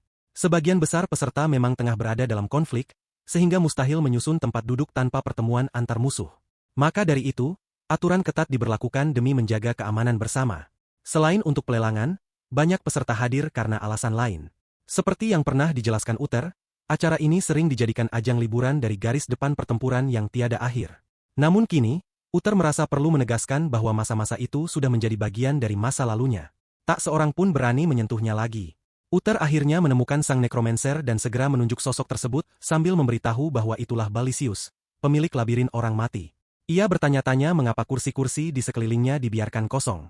Ia sendiri tidak bisa memastikan alasannya, namun berdasarkan rumor yang beredar, dikatakan bahwa tubuh Balisius mengeluarkan bau daging busuk. Karena Uther tidak memiliki indera penciuman, ia tidak bisa memastikan kebenaran dari kabar itu. Tak lama kemudian, pengumuman bahwa pelelangan akan segera dimulai terdengar, dan seluruh tamu diminta untuk segera duduk. Semua permusuhan yang memenuhi auditorium pun diredam untuk sementara waktu.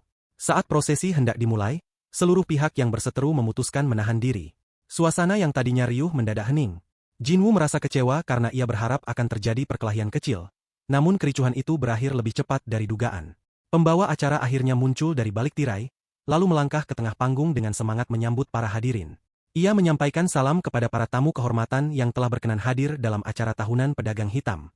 Dengan sopan dan penuh hormat, ia mengungkapkan rasa terima kasih yang mendalam atas kehadiran mereka. Mengetahui bahwa waktu para bangsawan sangat berharga, sang pembawa acara memastikan untuk tidak membuang waktu dengan sambutan panjang. Ia langsung mengarahkan perhatian para tamu pada inti acara, yaitu pelelangan utama. Ia meyakinkan bahwa pertunjukan yang telah disiapkan akan memukau, bahkan bagi para bangsawan paling selektif sekalipun. Ia meminta agar para hadirin tetap berada di tempat duduk mereka, meskipun barang-barang sebelumnya tidak menarik perhatian, karena puncak acara belum dimulai. Untuk pembukaan malam ini, sang pembawa acara mempersembahkan item pertama. Saat tirai tersingkap, Jinwu yang awalnya terkejut, langsung berubah kesal lalu marah hanya dalam hitungan detik. Barang yang dilelang memang benar-benar langka. Selama lebih dari 10 tahun, tidak ada yang melihatnya di dunia bawah. Itu adalah makhluk yang pernah menyerang tangan yang memberinya makan, dan terus menggigit hingga hari ini. Untuk bisa melihat makhluk seperti itu, seseorang bahkan harus menempuh perjalanan jauh, hingga ke bagian dangkal dari wilayah Jaiser. Makhluk ini begitu langka, hingga hanya tersisa sedikit dari jenisnya. Sang pembawa acara memperkenalkan makhluk itu kepada para hadirin sebagai seorang Jizerian. Ia menjelaskan bahwa dulunya makhluk ini cukup umum ditemui, namun jumlahnya semakin menurun drastis sejak tercapainya perjanjian damai dengan manusia penghuni permukaan. Namun yang ditampilkan kali ini bukanlah makhluk yang ditangkap ulang setelah dibebaskan. Yang berdiri di depan mereka adalah seekor Jizerian murni, belum pernah tersentuh oleh pengaruh dunia permukaan, dan lahir setelah perjanjian damai diteken. Makhluk ini pernah berada di ambang kepunahan, namun berhasil diselamatkan dan dirawat oleh seorang bangsawan terhormat. Dengan kata lain, bangsawan tersebut bisa dianggap sebagai penyelamat bagi Jizerian ini, karena keberadaan makhluk itu hanya mungkin berkat perlindungannya. Reaksi para penonton beragam. Banyak yang tidak melihat keistimewaan apapun dari makhluk tersebut. Bagi para raja yang hadir, manusia bisa dilihat kapan saja. Lalu, apa yang membuat makhluk ini begitu istimewa? Sang pembawa acara memahami keraguan itu dan menyampaikan bahwa banyak tamu dari lantai atas yang hidup berdampingan dengan manusia, sehingga mungkin sulit bagi mereka untuk memahami betapa bernilainya makhluk satu ini. Namun penting untuk ditekankan bahwa produk satu ini secara khusus dirancang untuk para tamu terhormat dari lantai terdalam, tempat di mana keberadaan manusia merupakan hal langka. Bayangkan berbagai kemungkinan yang dapat diraih, makhluk luar biasa ini bisa menjadi sahabat yang berharga, objek menarik untuk penelitian akademis, subjek uji coba ilmiah, atau bahkan sekadar hiburan pribadi. Lebih dari itu, makhluk ini juga mampu membangkitkan kembali rasa nostalgia yang telah hilang selama 1 dekade, menghadirkan kenangan lewat setiap gigitannya. Fleksibilitas dan potensi tak terbatas dari produk ini sungguh tak tertandingi, menawarkan kesempatan untuk menciptakan pengalaman unik atau sajian kuliner yang benar-benar istimewa. Seseorang di antara hadirin menggumam bahwa dirinya memang sesekali menyukai manusia, meskipun menurutnya mereka kebanyakan hanyalah tulang di balut kulit. Mungkin saja ia hanya sedang lapar. Ia lalu bertanya-tanya apakah tempat ini berbau manusia. Lalu terdengar jawaban bahwa mungkin yang tercium adalah bau dari produk itu sendiri. Meski begitu, Jizerian yang dilelang ini memiliki cacat. Ia tidak dapat bersuara, bahkan tidak mampu berteriak sedikit pun. Bagi sebagian hadirin yang menyukai ciri seperti itu, kondisi ini dianggap nilai tambah. Karena cacat tersebut, harga awal dilelangkan lebih rendah. Maka tanpa membuang waktu, pelelangan pun dimulai dengan tawaran awal sebesar 100 daun gem. Saat perang tawaran dimulai, Jinwoo mencoba tetap tenang di dalam ruang pribadi miliknya. Namun pikirannya terganggu oleh pertanyaan mengapa bayi penjelajah ruang bawah tanah dilelang seperti barang. Pelayannya menjelaskan bahwa penentuan produk di rumah lelang ini mengikuti tren yang tengah berkembang di wilayah Geyser. Jika suatu produk tidak sesuai dengan selera pengunjung, maka produk serupa tidak akan ditawarkan kembali, kecuali tren berubah mendukung. Namun penjelasan itu bukan jawaban yang diharapkan Jinwoo. Rikshasha, pengikut setianya, menyuruh sang tuan tetap tenang. Ini bukan tempat terpencil yang dihuni naga-naga liar, melainkan markas para pedagang hitam, organisasi yang bahkan para bangsawan Geyser pun enggan hadapi secara langsung. Dalam situasi seperti ini, kekuatan semata tidak akan menyelesaikan masalah. Jinwoo sedang menargetkan balas dendam terhadap Raja Necromancer, dan Rikshasha menyatakan bahwa ia pun setuju untuk mengikuti jalan itu. Jinwoo menunjuk ke bawah dan menyebutkan bahwa sesamanya sedang diperlakukan sebagai mainan. Ia bertanya, jika makhluk yang dilelang itu adalah bangsa elf seperti Shasha, apakah ia akan menghentikannya? Butuh waktu sebentar bagi Rikshasha untuk berpikir sebelum menjawab bahwa ia akan menghentikannya. Musuh mereka saat ini adalah para pedagang hitam. Jika mereka melawan langsung, mereka akan dihancurkan. Pelayan Jinwoo menambahkan bahwa ini adalah sebuah pelelangan. Sebagai rakyat biasa, ia tidak memiliki pemahaman mendalam tentang pengalaman sang baron di dunia Geyser. Namun ia bisa memahami hasrat Jinwoo untuk menghadapi tantangan ini dengan tekad tak tergoyahkan. Ia juga mengingatkan bahwa ada banyak bangsawan lain yang memiliki sifat lekas marah. Jinwoo meminta pelayan itu agar berhenti berputar-putar dalam kata-kata dan langsung ke pokok persoalan. Karena ini adalah pelelangan, maka Jinwoo memiliki kesempatan untuk menyelamatkan anak perempuan itu hanya dengan kekuatan dompetnya. Ia menyarankan agar Jinwoo menegaskan posisinya dengan ikut menawar. Kehadirannya akan membuat peserta lain berpikir dua kali sebelum berani menantangnya. Perang penawaran demi mendapatkan bayi dungeon itu telah mencapai angka 1.200 permata, dan lawan Jinwoo ternyata adalah musuh bebuyutannya sendiri, Raja Necromancer. Ia jelas sangat tertarik pada manusia tersebut, dan tidak diragukan lagi bahwa anak itu akan mengalami nasib mengerikan di tangan makhluk kejam itu. Di antara seluruh peserta di auditorium bawah, ia adalah yang paling dekat untuk menjadi seorang bangsawan. Namun nasib tidak berpihak padanya, sebab seorang bangsawan sejati menunjukkan minat terhadap produk yang dilelang. Tawaran sebesar 1.300 permata datang dari ruangan Jinwoo, dan sang pembawa acara segera menyadarinya begitu ia merasakan bahwa seorang bangsawan tertarik pada Jizerian tersebut. Sang Raja Necromancer kemudian memilih untuk menantang batas sosial dengan melontarkan tawaran 1.500 permata, seolah ia sengaja menyelam langsung ke dalam kolam penuh hiu. Para peserta lainnya mulai merasa gelisah, karena tidak ada seorang pun yang berani menyentuh barang yang telah menarik perhatian kaum elit. Semua tahu bahwa tindakan seperti itu setara dengan mencari mati. Sesuai dugaan, ketegangan pun menyebar di seluruh ruangan. Meskipun bangsawan yang dimaksud tetap menunjukkan pengendalian diri yang luar biasa, bilik lelang pribadi tempat ia berada tidak sanggup menahan tekanan yang ditimbulkan oleh aura semacam itu. Ketika suasana mereda, terdengar tawaran tenang dari ruang pribadi itu sebesar 1.600 permata. Sang pembawa acara mengonfirmasi tawaran tersebut dan, menyadari bahwa bangsawan terhormat itu tak terlihat senang, ia pun memberi peringatan bahwa para pedagang hitam tidak bertanggung jawab atas apapun yang terjadi setelah lelang usai. Setelah itu, pelelangan dilanjutkan. 1.600 untuk pertama kalinya, kedua kalinya, terjual. Jizerian tersebut resmi dimiliki oleh sang bangsawan dengan harga 1.600 daun gem. Harga itu hampir 2 kali lipat dari nilai perkiraannya. Raja Necromancer tampak tak senang karena harus mundur. Namun ia memutuskan bahwa manusia itu tak layak untuk diperebutkan lebih jauh. Jinwoo, di sisi lain, berhasil menarik perhatian dengan aksinya yang cerdik. Ia tidak tertarik bermain-main dengan sosok Necromancer yang gigih itu. Harapannya kini adalah agar kerusakan pada ruang privatnya tidak sampai menghapus keuntungan dari akting yang ia perlihatkan. Jinwoo merasa khawatir dengan keadaan gadis kecil tersebut. Semakin cepat ia berada dalam pengawasannya, semakin baik. Namun para pedagang hitam memiliki prosedur yang harus diikuti. Yang bisa mereka tawarkan adalah kesempatan untuk bertemu secara pribadi setelah seluruh rangkaian pelelangan hari itu selesai. Meski Jinwoo belum dapat secara resmi mengklaim kepemilikan atasnya, ia bertekad untuk memeriksanya nanti. Pelelangan pun berlanjut, meskipun dengan ketegangan yang mulai mereda setelah drama pelelangan bayi dungeon. Namun, perhatian Rikshasha tidak pernah lepas dari sosok yang tengah mengisi pikirannya. Setelah insiden dengan bangsawan itu, tidak ada lagi produk manusia yang ditawarkan. Produk hidup lainnya hanyalah makhluk langka atau yang mengalami kelainan bentuk. Salah satunya adalah roh yang dulunya dihargai tinggi oleh bangsa elf sebelum peradaban mereka runtuh. Sebagian besar barang yang ditawarkan merupakan daun gem dengan kemampuan khusus dan barang-barang mewah lainnya, termasuk daun gem dengan efek amplifikasi instan. Salah satu permata itu bahkan diperoleh dari seorang tetua di lantai ke-8. Namun, ada pula beberapa barang yang tampak tidak masuk akal. Sebuah senjata api rusak dari era Perang Besar, yang sejatinya tak lebih dari barang pajangan, justru terjual dengan harga yang sangat tinggi. Anehnya, itu bukan satu-satunya barang rongsokan yang diperebutkan oleh para raja. Hari yang panjang itu pun akhirnya mulai mendekati penutup, bersiap menuju puncak acara. Sang pembawa acara tidak membuang waktu dan segera memperkenalkan produk istimewa yang telah ia singgung di awal pelelangan. Seorang vampir berambut pirang panjang berdiri dengan anggun dan penuh keyakinan. Ia tampak sadar akan nilainya dan percaya bahwa pelelangannya akan menjadi bagian dari sejarah. Vampir memang makhluk langka, hanya bangsawan terkaya yang memilikinya. Sepanjang sejarah Geyser, ini adalah kali pertama Jinwoo menyaksikan vampir sejati secara langsung. Meskipun yang satu ini bukan darah murni, tetap saja keberadaannya menarik untuk disaksikan. Jinwoo merasa yakin bahwa tatapan makhluk itu seperti menusuk kulitnya. Namun, ketika ia membahasnya kepada yang lain, mereka bersikeras bahwa kerusakan pada ruang privat sebelumnya kemungkinan besar menjadi penyebab perhatian vampir itu tertuju padanya. Harga awal vampir tersebut dibuka dengan angka mencengangkan, 3.000 daun gem. Perang tawaran berlangsung dengan cepat sebelum akhirnya pembawa acara menghentikan sejenak laju pelelangan, karena produk ini memiliki satu ketentuan khusus. Terlepas dari siapapun pemenang lelang malam itu, keputusan akhir tetap berada di tangan vampir tersebut. Jika ia menolak untuk mengakui sang pemenang sebagai tuannya, maka transaksi akan dibatalkan dan produk akan dikembalikan ke penyimpanan, untuk dilelang ulang di penghujung malam berikutnya. Para peserta dijamin tidak akan dikenai biaya atas kegagalan tersebut. Para raja tidak senang dengan syarat semacam ini. Bagaimana mungkin sebuah produk bisa memilih tuannya sendiri?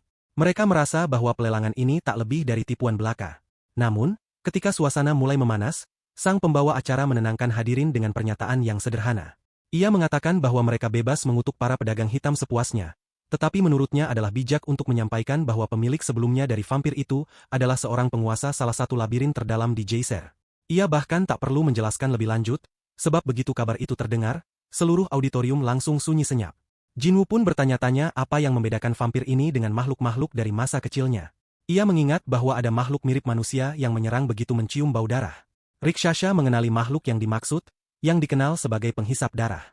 Mereka tidak memiliki ego dan tak berbeda jauh dari undead biasa. Ia meragukan bahwa vampir non-darah murni memiliki kemampuan terkenal mereka, kemampuan untuk memberikan keabadian kepada tuannya. Jinwoo sendiri sudah memiliki cukup banyak anggota baru dalam rombongannya. Ia sama sekali tidak tertarik pada vampir tersebut. Namun, pelelangan vampir itu menjadi tontonan terbesar malam itu, dengan tawaran yang menembus angka 23.000 daun gem. Tapi bukan jumlah itu yang paling menarik. Yang membuat semuanya menegang adalah ketika pemenang lelang mencoba mendekati sang vampir, ia bahkan tak sudi menoleh. Penolakan itu membuat sang raja murka, seolah ia tidak mampu menerima kenyataan bahwa dirinya ditolak. Ia bahkan bersiap untuk melenyapkan vampir bukan darah murni itu dari muka Geyser. Namun sang pembawa acara segera turun tangan, mengajarkan tata krama kepada sang bidak. Ia menyatakan bahwa tidak ada kekerasan yang boleh mencemari rumah lelang sucinya. Dengan suara dingin ia mengancam bahwa ia akan membunuh siapapun yang mencoba mengotori tempat itu. Apakah ancaman itu serius atau tidak ada seorang pun yang berani menguji kebenarannya. Sebuah daun gem tingkat tertinggi jatuh ke lantai, dan sang pembawa acara dengan sigap mengambilnya, tampak bersemangat atas temuannya. Jika penilaian terhadap barang tersebut menguntungkan, ada kemungkinan besar benda itu akan kembali muncul dalam pelelangan berikutnya. Setelah pertunjukan yang baru saja ditunjukkan oleh sang pembawa acara, tampaknya tidak akan ada lagi peserta yang berani bersikap tidak sopan kepada vampir selama festival berlangsung. Hari itu terasa sangat panjang, dan hampir semua orang tampak ingin segera menyelesaikannya, hingga pelelangan berikutnya dimulai beberapa jam kemudian. Akhirnya, setelah penantian yang cukup lama, Jinwoo diperbolehkan menemui pelayannya yang baru. Ajudannya segera mengingatkan bahwa meskipun Jinwoo telah membeli produk tersebut, mereka menghargai jika ia tidak menyentuhnya lebih dulu, karena masih ada beberapa prosedur yang perlu diselesaikan sebelum pemindahan resmi. Jinwoo kemudian melangkah masuk ke dalam ruangan tempat si bayi dungeon yang tampak trauma berat berada. Ia duduk diam di lantai, dan cahaya yang masuk memantulkan bayangan mereka ke dinding di samping. Meskipun Jinwoo menyadari kemungkinan besar gadis itu tidak bisa berbicara, ia tetap berusaha bersikap sewajarnya dari awal demi proses pemulihan yang lebih baik. Ia pun menanyakan namanya. Jinwoo tidak terkejut ketika tidak mendapat jawaban. Meski gadis itu menatap langsung ke arahnya, pandangannya tetap kosong dan tak fokus. Jinwoo mencoba meyakinkannya bahwa ia aman sekarang, dan tidak akan disakiti jika berbicara. Namun hasilnya tetap sama, tak ada respons. Ia hanya bisa berharap keadaan itu suatu hari akan berubah, meskipun saat ini, Seperti yang dikatakan sang juru lelang, gadis itu memang tidak memiliki kemampuan untuk berbicara. Jinwoo memahami kondisi itu karena pernah menyaksikannya sebelumnya pada budak lain. Beberapa orang memiliki mekanisme sendiri dalam menghadapi trauma, dan dalam kasus seperti ini, pendekatan perlahan adalah yang terbaik. Ia lalu memperkenalkan diri sebagai tuannya yang baru dan mengatakan bahwa mulai saat itu, ia akan menjadi orang yang dilayaninya. Reaksi gadis itu tidak jauh berbeda dari apa yang ia bayangkan. Begitu mendengar kata, "Tuan," ia langsung menundukkan kepala sedalam mungkin, seolah ingin menenggelamkan wajahnya ke dalam tanah. Jelas, pemilik sebelumnya telah memperlakukannya secara keji, mengubahnya menjadi boneka hidup yang kehilangan jiwanya. Jinwoo memintanya mengangkat kepala, sambil menahan amarah yang mendidih dalam dirinya. Ia perlu tahu apakah ada orang lain yang bernasib sama dengannya dan masih terjebak di geyser. Ia tidak berharap mendapat jawaban, namun tetap mengajukan pertanyaan demi pertanyaan. Dari labirin mana ia berasal, dan tuan mana yang dulu dilayaninya. Namun responsnya tetap sama, tatapan kosong lurus ke matanya. Jinwoo sempat berharap bisa menyerahkannya ke Kekaisaran Naga untuk dirawat, namun kondisi gadis itu terlalu parah. Dalam keadaannya sekarang, ia tidak bisa diserahkan ke keluarga manusia manapun, sebab kemungkinan besar ia tidak akan diperlakukan sebaik keluarga yang pernah menerimanya dahulu. Ketika memutuskan untuk membelinya, Jinwoo sudah menyadari bahwa tanggung jawab pemulihan gadis ini mungkin akan sepenuhnya berada di pundaknya. Dan ia tidak keberatan. Untuk sementara waktu, ia bersedia merawat dan menjaganya sendiri. Ia memulai dengan menepuk kepala gadis itu secara lembut dan menenangkannya, menyampaikan bahwa ia pasti akan kembali menemuinya. Namun, untuk saat ini, ia memintanya untuk beristirahat dengan tenang.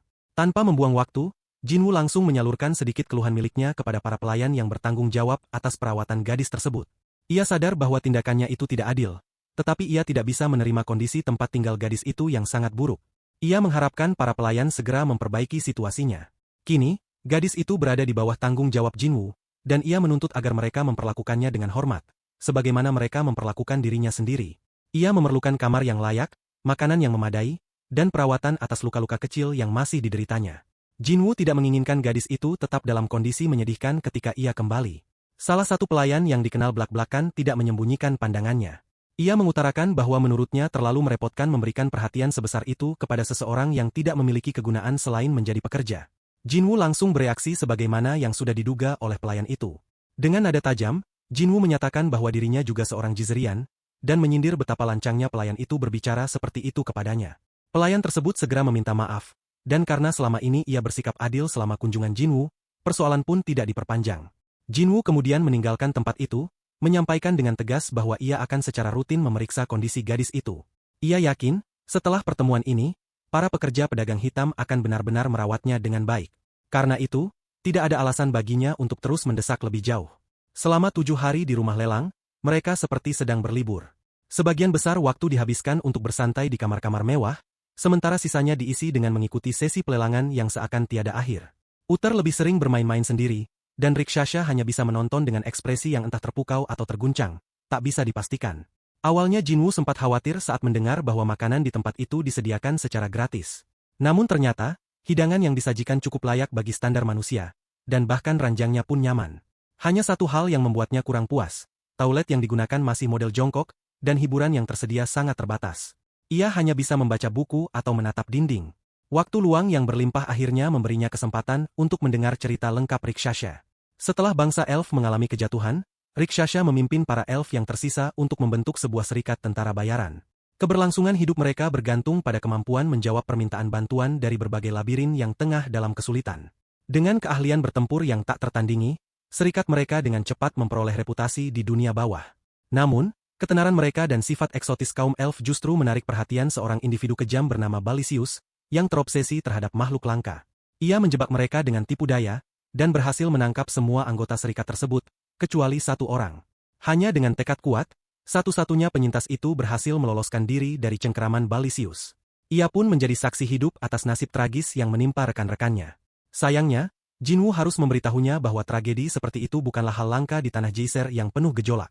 Rikshasha sadar bahwa kekuatannya seorang diri tidak cukup untuk membalas dendam, dan satu-satunya pilihan yang tersisa baginya adalah menyusun strategi dengan hati-hati. Jinwoo bersedia membantu Rikshasha membalaskan dendamnya, apalagi tujuannya sejalan dengan rencananya sendiri. Cepat atau lambat, ia tahu akan terjadi bentrokan antara dirinya dan Raja Necromancer. Karena tidak tahu apakah ada telinga asing yang menguping di sekitar mereka, mereka sepakat untuk menunda pembahasan lebih lanjut. Sementara itu, Uther dan para glutonnya sedang asyik bertanding ketika Jinwoo memintanya untuk memeriksa kondisi si gadis kecil. Uther segera memusatkan pikirannya dan masuk ke tubuh gluton nomor 3, yang sudah siap siaga. Meski sendirian, gadis itu tetap sama seperti sebelumnya, duduk diam di samping tempat tidurnya dengan tatapan kosong ke kejauhan. Para pelayan dari pedagang hitam memang merawatnya dengan baik, tetapi makanan yang diberikan tetap tak disentuh sejak terakhir kali diletakkan. Dengan suara keras, gluton nomor 3 memerintahkannya untuk makan. Ternyata, hanya dengan teriakan seperti itulah gadis itu mau mengikuti perintah. Tanpa membuang waktu, ia pun langsung menurunkan makanannya sendiri, yang segera memakannya tanpa menunda. Uther kemudian melaporkan kepada Jinwoo bahwa gadis itu hanya makan ketika diperintahkan. Hal itu membuat Jinwoo merasa sedih karena ia masih bersikap seperti boneka, bergerak hanya jika disuruh. Namun ia mencoba menghibur dirinya sendiri bahwa setidaknya gadis itu kini sudah bisa pergi ke toilet tanpa bantuan. Hari itu adalah hari terakhir pelelangan, dan Jinwoo hanya perlu bersabar sedikit lagi. Toh gadis itu juga jarang bergerak. Tak lama kemudian, terdengar pengumuman dari pedagang hitam. Sesi pelelangan terakhir dari festival akan segera dimulai. Para bangsawan dan tamu terhormat harap berkumpul di rumah lelang. Jinwoo merasa lega karena akhirnya minggu panjang ini akan segera berakhir. Uther cukup heran melihat bahwa Jinwoo tak tertarik pada apapun selain pada Jizerian. Kebanyakan barang yang dilelang hanya berupa benda mewah atau barang rongsokan yang tidak menarik bagi Jinwoo. Lagi pula, setiap kali sesuatu yang menarik muncul, suasana pelelangan menjadi kacau dan harga langsung melonjak melewati 10.000 permata, sedangkan anggaran Jinwoo hanya 8.000. Dengan anggaran sebesar itu, ia tidak bisa membeli banyak. Saat acara dimulai, gluton nomor 3 kembali ke kamar mereka dengan kesal karena gluton nomor 4 sengaja mengabaikan gilirannya, membuat gluton nomor 3 harus menjaga gadis itu lebih lama dari seharusnya. Dua lainnya tampak senang karena tubuh utama tidak ada, sehingga mereka bisa bermain sendiri. Anak-anak nakal itu bahkan berencana menyembunyikan semua potongan tubuh utama dan mengejeknya saat kembali nanti. Bahkan tubuh utama tak bisa menemukan sahabat dalam dirinya sendiri. Hari terakhir pelelangan ternyata tidak jauh berbeda dari hari-hari sebelumnya, masih dipenuhi barang-barang tak berguna. Sebagai contoh, sebuah patung kecil berbentuk gnom justru terjual dengan harga ribuan permata. Jinwoo sama sekali tidak mengerti mengapa orang-orang membuang uang untuk benda seperti itu. Baginya, uang sebanyak itu jauh lebih berguna untuk membiayai pasukan. Sudah saatnya segmen terakhir pertunjukan dimulai, bagian vampir. Sang pembawa acara tidak membuang waktu dan langsung memperkenalkan sosok yang telah terkenal, karena selalu menolak siapapun yang mencoba menawar dirinya. Jinwoo tidak mengerti mengapa perempuan itu bahkan hadir di sini. Ia ragu bahwa wanita itu benar-benar bagian dari produk yang dilelang, sebab sejauh ini tampaknya tujuannya hanya mempermalukan para peserta. Saat sang pembawa acara mulai mempromosikannya untuk terakhir kali, wanita vampir itu memotong ucapannya. Ia menegaskan bahwa jika mereka tidak berhasil menjualnya, bukankah mereka sendiri yang akan celaka? Si pembawa acara akhirnya setuju, sehingga ia pun melanjutkan aksinya. Ia merasa bahwa sebagai penutup, acara ini seharusnya ditutup dengan sesuatu yang lebih menarik. Ia membebaskan dirinya dari ikatan, lalu memulai transformasinya seolah-olah Super Saiyan. Alih-alih membiarkan para peserta memilih dirinya, kali ini ia yang akan memilih tuannya. Ia menyatakan bahwa siapapun yang ia pilih akan menentukan nilai dirinya. Berapapun harga yang ditawarkan, entah tinggi atau rendah, ia akan dijual pada angka itu. Pertunjukan penutup pun segera berubah menjadi tontonan spektakuler. Semua peserta langsung antusias. Seseorang akan mendapatkan vampir malam itu juga. Sosok yang dikenal sebagai permata merah dari Geyser telah memilih tuan barunya. Ia melesat menuju salah satu bilik pribadi yang tampak usang, dan para penonton menyaksikan pemandangan itu tanpa terkejut. Ia ternyata memilih bangsawan yang sempat mengamuk di hari pertama. Aroma dari dalam bilik itu membuatnya mabuk kepayang hingga nyaris kehilangan kendali. Jinwoo, yang tidak tahu harus bersikap seperti apa, segera bertanya kepada Rikshasha apakah semua vampir memang seperti itu. Rikshasha menjawab bahwa ini juga kali pertamanya berhadapan langsung dengan vampir. Ia mengangguk, membenarkan bahwa perempuan itu memang menyimpang. Sang pembawa acara terlihat girang karena akhirnya kekacauan ini akan segera berakhir. Vampir itu sudah memilih tuannya, yang mulia, yang kehadirannya saja telah membuatnya kehilangan kewarasan. Namun, para bangsawan lain tidak mudah tertipu. Mereka tahu bahwa vampir itu pasti akan memilih salah satu dari kalangan aristokrat, apapun yang terjadi.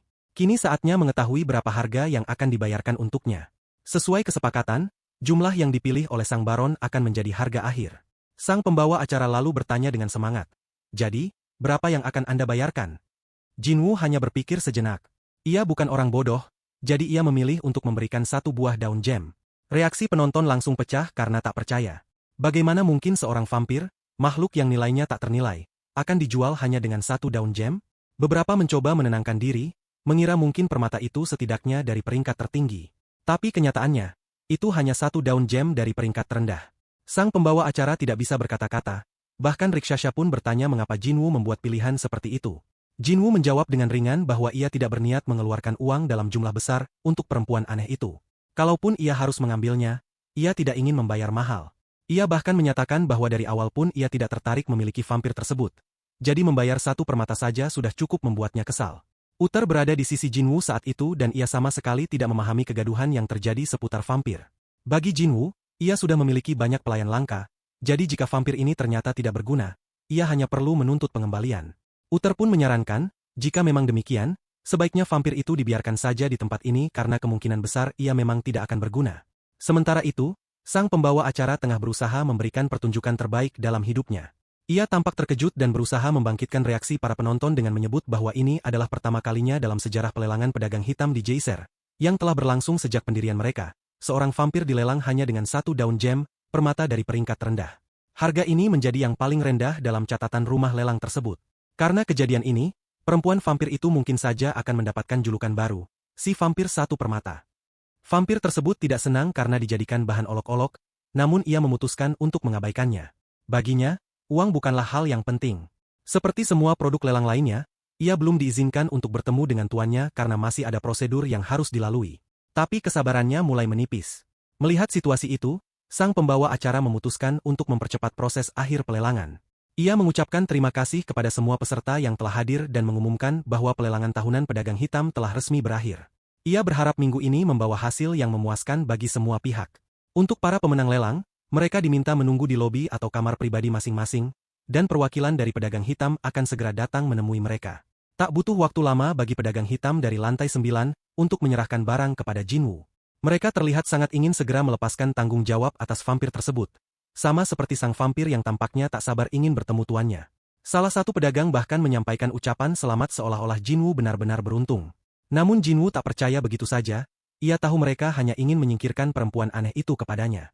Sebelum memberikan 1 permata pun, Jinwoo meminta penjelasan. Ia ingin tahu alasan mengapa dirinya yang dipilih. Vampir itu mengira pertanyaan itu ditujukan padanya dan hendak menjawab, tapi Jinwoo segera memotongnya. Ia ingin tahu siapa yang berada di balik semua ini. Ia tidak percaya pada kebetulan. Menurutnya, semua yang terjadi terlalu mencurigakan. Pertama, ia menerima sesuatu yang nilainya jauh lebih tinggi daripada harga yang ia bayar. Lalu, ia mengalahkan tetangga menyebalkan, mendapatkan status sebagai aristokrat, dan sekarang ia turut serta dalam pelelangan ini hanya sebagai pengamat. Namun tiba-tiba, seekor vampir seolah-olah dipaksakan kepadanya. Ia menyimpulkan bahwa ini terlalu mencolok untuk disebut kebetulan. Pedagang itu lalu menyampaikan permintaan maaf sambil menegaskan bahwa ia sebenarnya bukanlah sosok istimewa. Ia berharap ucapannya tidak terdengar kasar, tetapi Jinwoo hanyalah salah satu dari banyak penguasa Geyser yang akan diuntungkan jika segalanya berjalan baik. Menurutnya, keberuntungan memang berpihak kepada yang berani. Dalam semua waktunya di Geyser, ia belum pernah bertemu seseorang yang lebih nekat daripada Jinwoo. Ia menyarankan agar Jinwoo menerima hasil yang telah ia peroleh dengan keberanian dan kerja keras, karena itu adalah balasan yang pantas. Jinwoo mengakui bahwa ia masih belum sepenuhnya percaya, tapi ia akan menerima kenyataan ini. Namun tentu saja, semua hal ada harganya. Sang pedagang juga memperingatkan bahwa pemilik sebelumnya sangat menyayangi vampir tersebut. Jika Jinwoo tidak memperlakukannya dengan baik, ia bisa saja menghadapi kesulitan besar di masa depan. Jinwoo memutuskan untuk bersikap tegas terhadap pedagang hitam. Ia mengatakan bahwa jika ia tidak ingin bertarung, maka sebaiknya ia mengambil kembali perempuan itu. Jinwoo tidak memperlihatkan reaksi ragu sedikit pun. Ia menyatakan dengan nada dingin bahwa dirinya tidak butuh perempuan itu. Ia memintanya untuk mengambil kembali apa yang menjadi miliknya, karena ia sama sekali tidak tertarik. Jinwoo merasa dipaksa untuk menerima perempuan vampir itu, dan bila sesuatu terjadi padanya, maka ia yang akan disalahkan. Ia pun bertanya apakah dirinya terlihat seperti orang bodoh atau tampak seperti seseorang yang bisa dengan mudah ditindas. Jika pemilik sebelumnya benar-benar menyayanginya, maka lebih baik ia mengambil kembali perempuan itu. Setelah mengungkapkan kekesalannya, Jinwoo memutuskan bahwa ia sudah cukup. Ia berbalik dan pergi meninggalkan mereka semua tanpa peduli. Namun, vampir itu tidak menyerah begitu saja terhadap pria yang telah ia tetapkan sebagai tuan impiannya. Ia berteriak memintanya untuk menunggu. Ia mengatakan bahwa dirinya adalah vampir, dan hanya dengan berada di sisi tuannya saja, ia bisa meningkatkan status sang tuan. Jinwoo menanggapinya dengan sinis, mengatakan bahwa ia tidak lebih dari seekor nyamuk dengan tangan dan kaki. Lalu, dengan nada lebih tegas, Jinwoo memperingatkannya bahwa dirinya adalah manusia, dan nilai seseorang baginya tidak ditentukan dari siapa atau makhluk apa mereka. Ia menunjuk seorang gadis kecil di dekat mereka dan menyatakan bahwa, untuk saat ini, gadis kecil itu jauh lebih berharga daripada sang vampir. Perempuan vampir itu menarik napas dalam-dalam dan menenangkan dirinya. Ia memang memiliki ego yang besar, jadi butuh waktu baginya untuk menahan diri.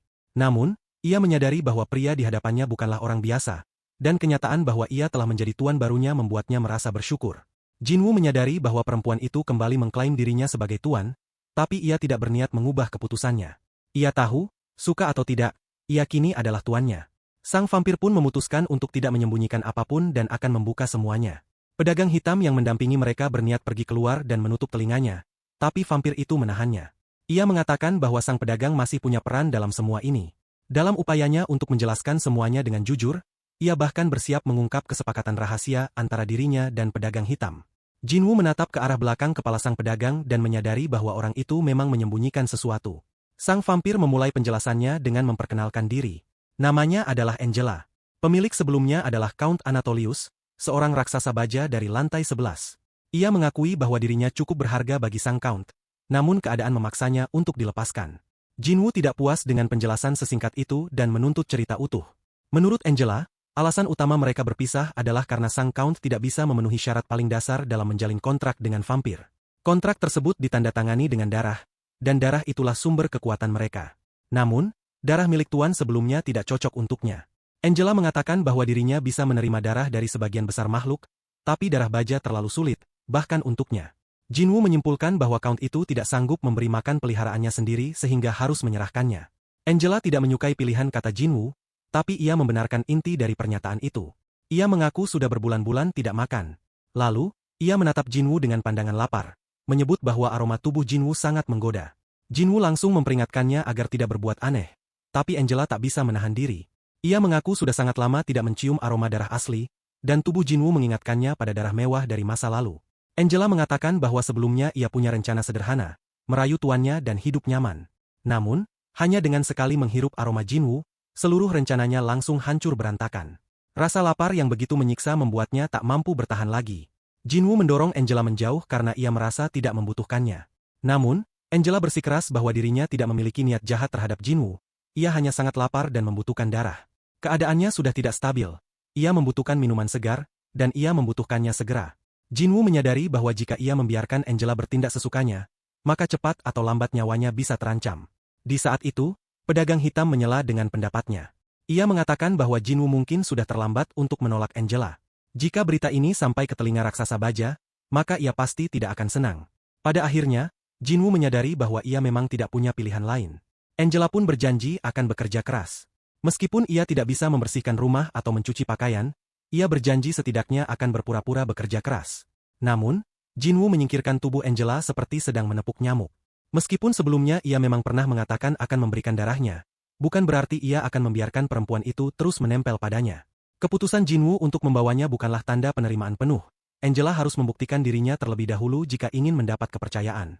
Namun, Angela langsung menunjukkan sikap agresif khas vampir hingga menyebabkan parasit di tubuh Jinwoo bereaksi, karena menganggap ada bahaya mendekat. Ia sudah terlalu dekat dan tidak sempat menarik diri sebelum menerima akibatnya. Sementara itu, Dominic, yang menyaksikan semua itu, kehilangan kata-kata karena tak percaya dengan situasi aneh yang mengelilingi tuannya. Dengan suara penuh kebingungan, Dominic berkata bahwa banyak hal telah terjadi dalam seminggu terakhir dan semuanya sulit dipercaya. Jinwoo menjawab bahwa ia yakin bisa memahami semuanya.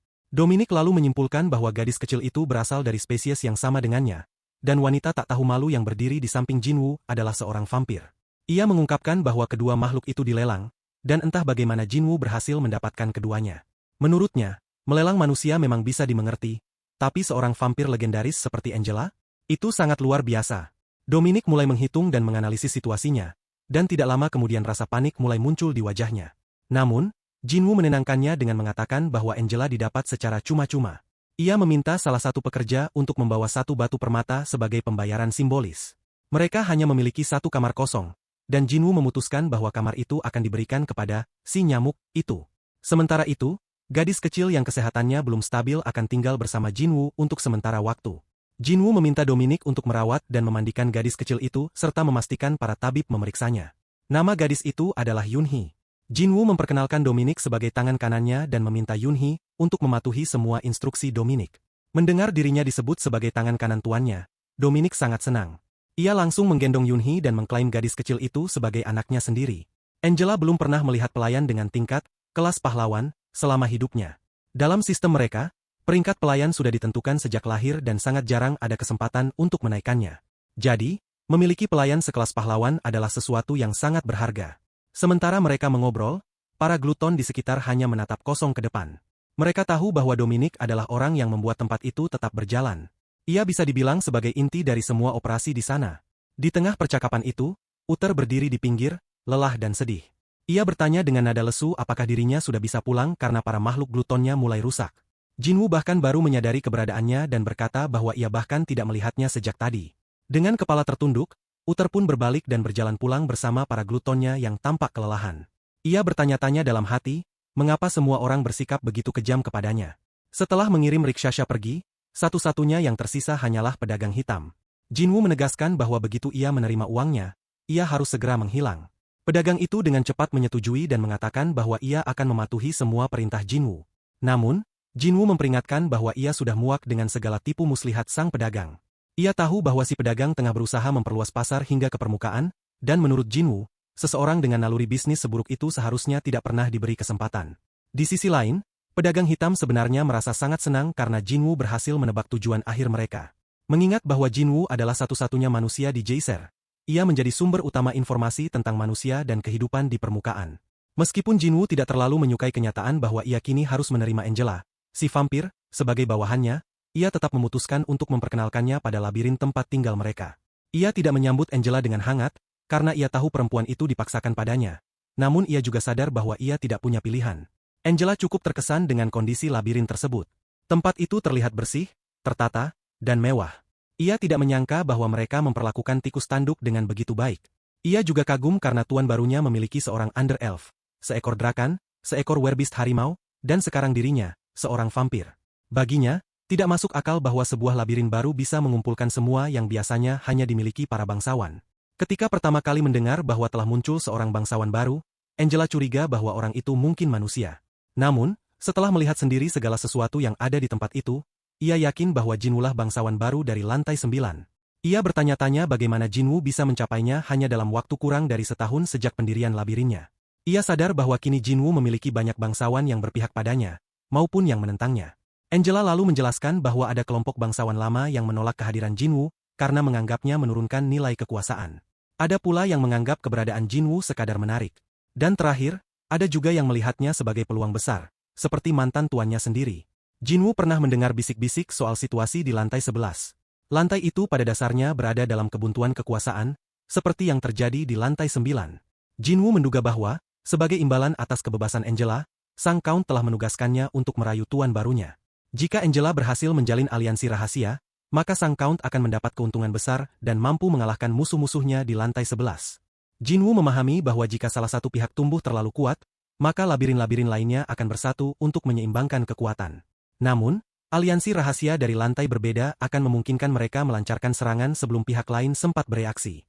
Mantan Tuan Angela tampaknya sedang menjalankan rencana jangka panjang, mengingat ia memilih seseorang dari lantai 9.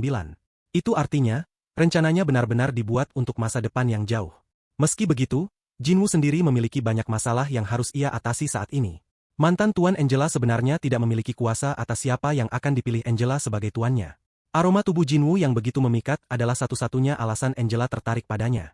Meski demikian, Angela merasa bahwa semua ini justru memperkuat posisi baik tuan lamanya maupun tuan barunya. Sebab, para bangsawan dari lantai 10, 11, dan 12 tentu tidak akan pernah menduga bahwa ancaman bisa datang dari lantai 9.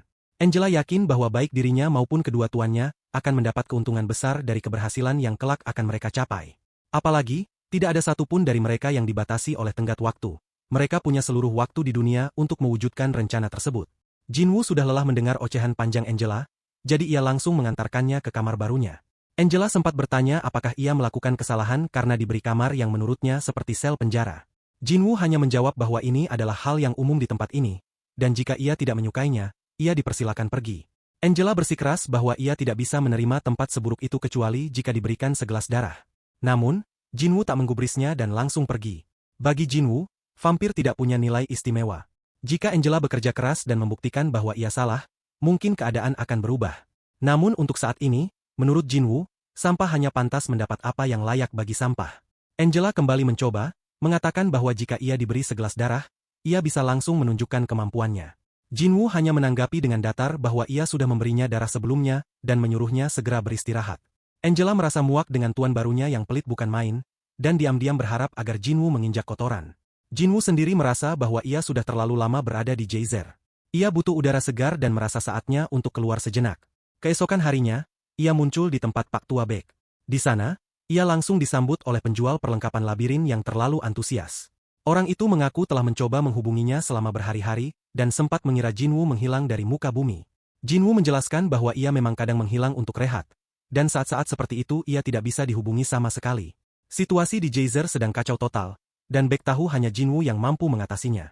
Jinwoo sempat berpikir apakah laba-laba neraka kembali muncul di lantai atas, tetapi Beck meyakinkannya bahwa apa yang akan ia sampaikan jauh lebih penting dibanding serangan serangga biasa. Kabar ini, menurutnya, bisa mengubah wajah dunia baik di atas maupun di bawah tanah. Jinwoo meminta agar Beck langsung menyampaikan inti cerita tanpa berbelit-belit. Salah satu hal yang membuat Beck kesal terhadap Jinwoo adalah sikapnya yang selalu serius. Beck tak pernah bisa bersenang-senang dengan anak labirin ini. Setelah semua yang Jinwoo lihat akhir-akhir ini, ia meragukan bahwa berita Beck bisa membuatnya terkejut. Namun saat mendengar bahwa sebuah labirin telah menerima seorang bayi labirin sebagai tuannya, mata Jinwoo langsung membelalak. Ia sejenak khawatir, berpikir apakah dirinya telah ketahuan. Beck tersenyum puas melihat ekspresi Kim. Reaksi itu sepadan dengan seluruh upaya membangun ketegangan. Jinwoo pun bertanya-tanya bukti seperti apa yang mereka miliki. Beck menjelaskan bahwa para pemilik labirin memiliki kemampuan untuk membuka pintu antar labirin dan lokasi manapun yang mereka kehendaki, seperti di permainan video.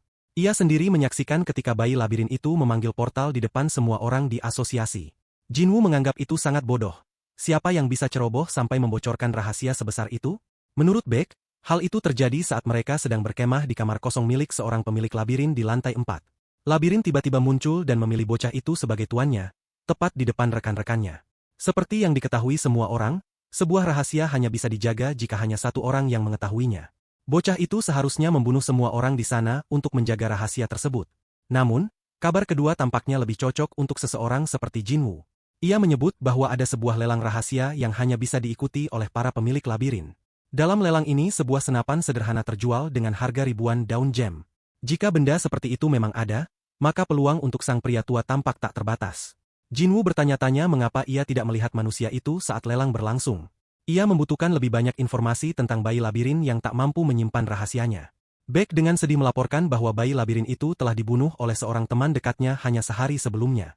Ternyata, sebuah labirin menghasilkan uang dalam jumlah besar, dan ketika kabar seperti itu tersebar, kematian hampir tak terelakkan.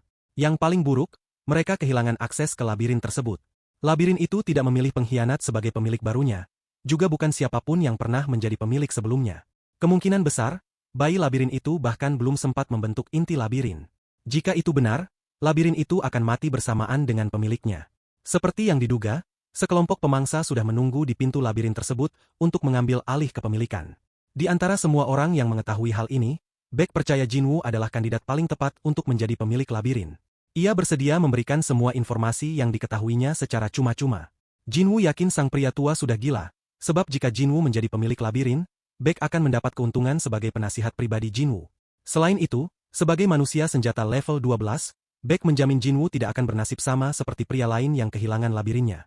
Ia juga menambahkan lelucon bahwa kecuali Jinwoo sudah memiliki labirin dan tidak mencari yang baru, kesempatan ini sangat berharga. Jinwoo tidak menanggapi lelucon itu dan lebih fokus pada kesempatan memperoleh labirin kedua. Ia cukup penasaran saat menanyakan kemungkinan ada labirin kosong, dan Beck pun sangat senang mendengar itu. Jinwoo sulit menolak tawaran tersebut. Menurut rumor, lantai 7 memiliki potensi tertinggi, dan kebetulan itu adalah lantai tempat Jinwoo mengangkat Hoya. Kabar buruknya, Jinwoo sudah terlambat 2 minggu, dan informasi ini didapat dari asosiasi, bukan jaringan pribadi Beck. Lebih buruk lagi, jika Jinwoo pergi ke sana, ia harus menghadapi Song Jong-chul, orang yang sangat dibencinya. Namun Jinwoo tahu, menghadapi sampah seperti itu jauh lebih baik daripada menghabiskan waktu mencari labirin kosong tanpa arah di Geyser. Maka, ia setuju untuk menyelidikinya. Beck memang mengharapkan ketertarikan Jinwoo. Meskipun ia bukan tipe orang yang paling ramah, ia dikenal cukup masuk akal. Jinwoo kemudian bertanya kapan ia harus berangkat, dan Beck menjawab bahwa begitu ia dilengkapi perlengkapan yang diperlukan, ia akan langsung beraksi. Ia juga meminta agar Beck membelikannya senjata yang tahan lama kali ini. Sementara itu, bayi labirin itu mendapat perhatian lebih dari Dominic dibandingkan sebelumnya. Klub penggemar Raja Naga sepertinya mendapatkan anggota baru.